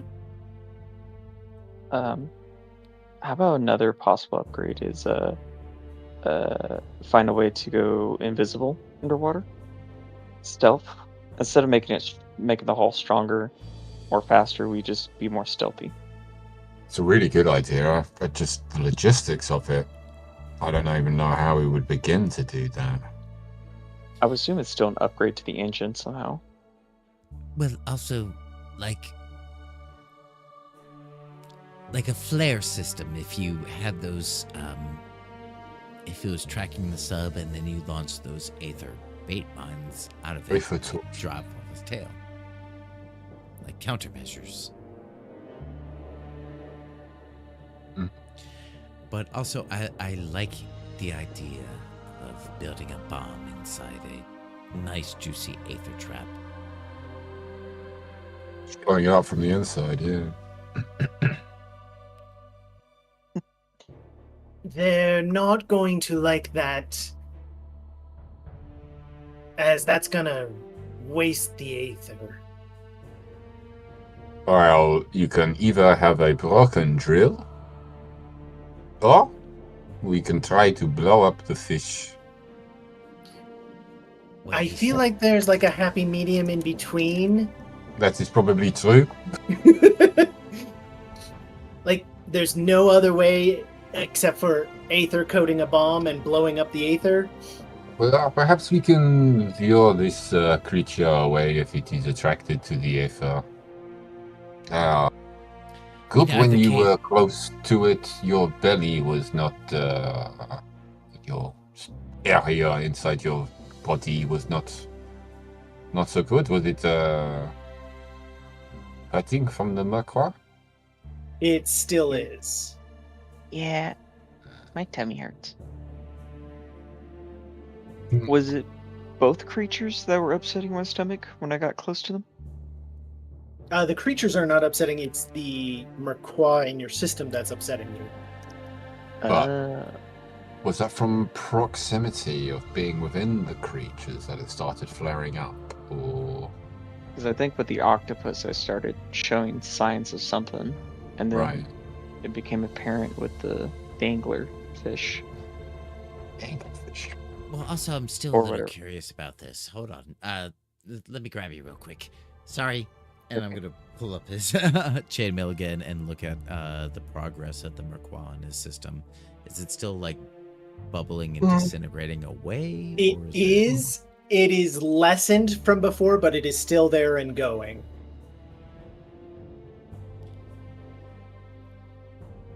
Well, my working hypothesis is, I think there's something within your structure that might destroy this thing.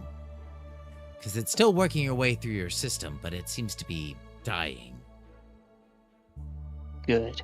As far as I can tell. Conquest. Conquesting over it, exactly. Well, and it might be something in their physiology that we might be able to use against the rest of the Merquois. Oh. Is what I'm thinking. Smart. Depends if this blob goes away or not. If you're able to digest it, then something in your cellular structure is able to destroy it. Let's see. I'm trying to see what That's good thinking. I can make a pseudo. Can I make a pseudopod of myself? I could have sworn that was something that I There's could a feature like that, yeah. Can I break a part of my? I'm looking at my character sheet real quick. Bear with me. Features and traits. Arnest Divine. Well, that's why I did the spit vial earlier. See if it reacted with the Merquois, if there was some sort of like enzyme. Pieces of you that would break it up. As a bonus action, you can extrude a pseudopod that's up to 6 inches wide and 10 feet long, or reabsorb it into your body. You can use the pseudopod to manipulate an object, open, close a door or container, or pick. It's basically just a mage hand, but it's like an organ that functions outside my body. But I've been using it Fucking weird. That's as a lot of a mage test hand. tubes for 10 feet long. I Yeah, don't so like that. So, yeah, essentially it's a little piece of flubber that independently acts for me. So I could just break off a piece and you can do a test on it. Yeah, if he, take that piece and mix it in with the sample of red Merquois I have to see if it breaks it up. Comparing that to the observations I'm having of Goop, who just ate it when I'm looking at that, and also looking at the vial. Yep, I pull it off, I kiss it, I go forth and conquest, and I hand it off to Crot. The Merquois does break down, but extremely slowly. It is still something. Something. I need to get bigger. Some enzyme that you have does break it down. So you might be the countermeasure to this if we can identify what it is inside you that does it. Crot, you gotta. I mean, not Plug. I don't know why I said Crot. Plug, you have to increase my BBL. Make me bigger. It's the only way. By God, you're right. More of me, more mass. Live Moss. Live Moss. Well, we came back up to the surface. I don't know if we're trying to run back directly, or are we trying to take a rest before we go back? Stopping, buy some bits and pieces and whatnot, and then head down. Be prepared, I think, for this. Because we didn't even know about the Aether torches and all that kind of stuff. Yeah. Yeah, probably wanting to take some degree of a rest, though. Yeah. Yeah. And with that discovery of Goop's properties, after about an hour, the Merquois in your system fully breaks down, and there is no trace of it left in you. Oh, Interesting. Interesting. Nah, taking that sample from Goop. If we're camping up for the night, Plug immediately sets out all those alchemist supplies and starts trying to dilute and test to see if he can identify what is in Goop and see if I can concentrate it to affect this stuff. Okay. But that is where we will end for tonight. Yeah, that seems perfect. I was just about to sign out. Oh, Toric getting hit in the ink cloud almost killed him. I was rolling behind the scenes because, like, he was down and none of you could see that happen. Right? Yeah. That was close. I sort of assumed that he'd have a little bit of, HP over or something like that.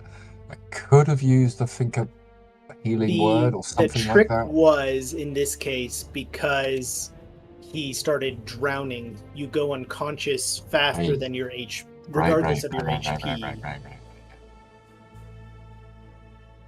That makes a lot of sense.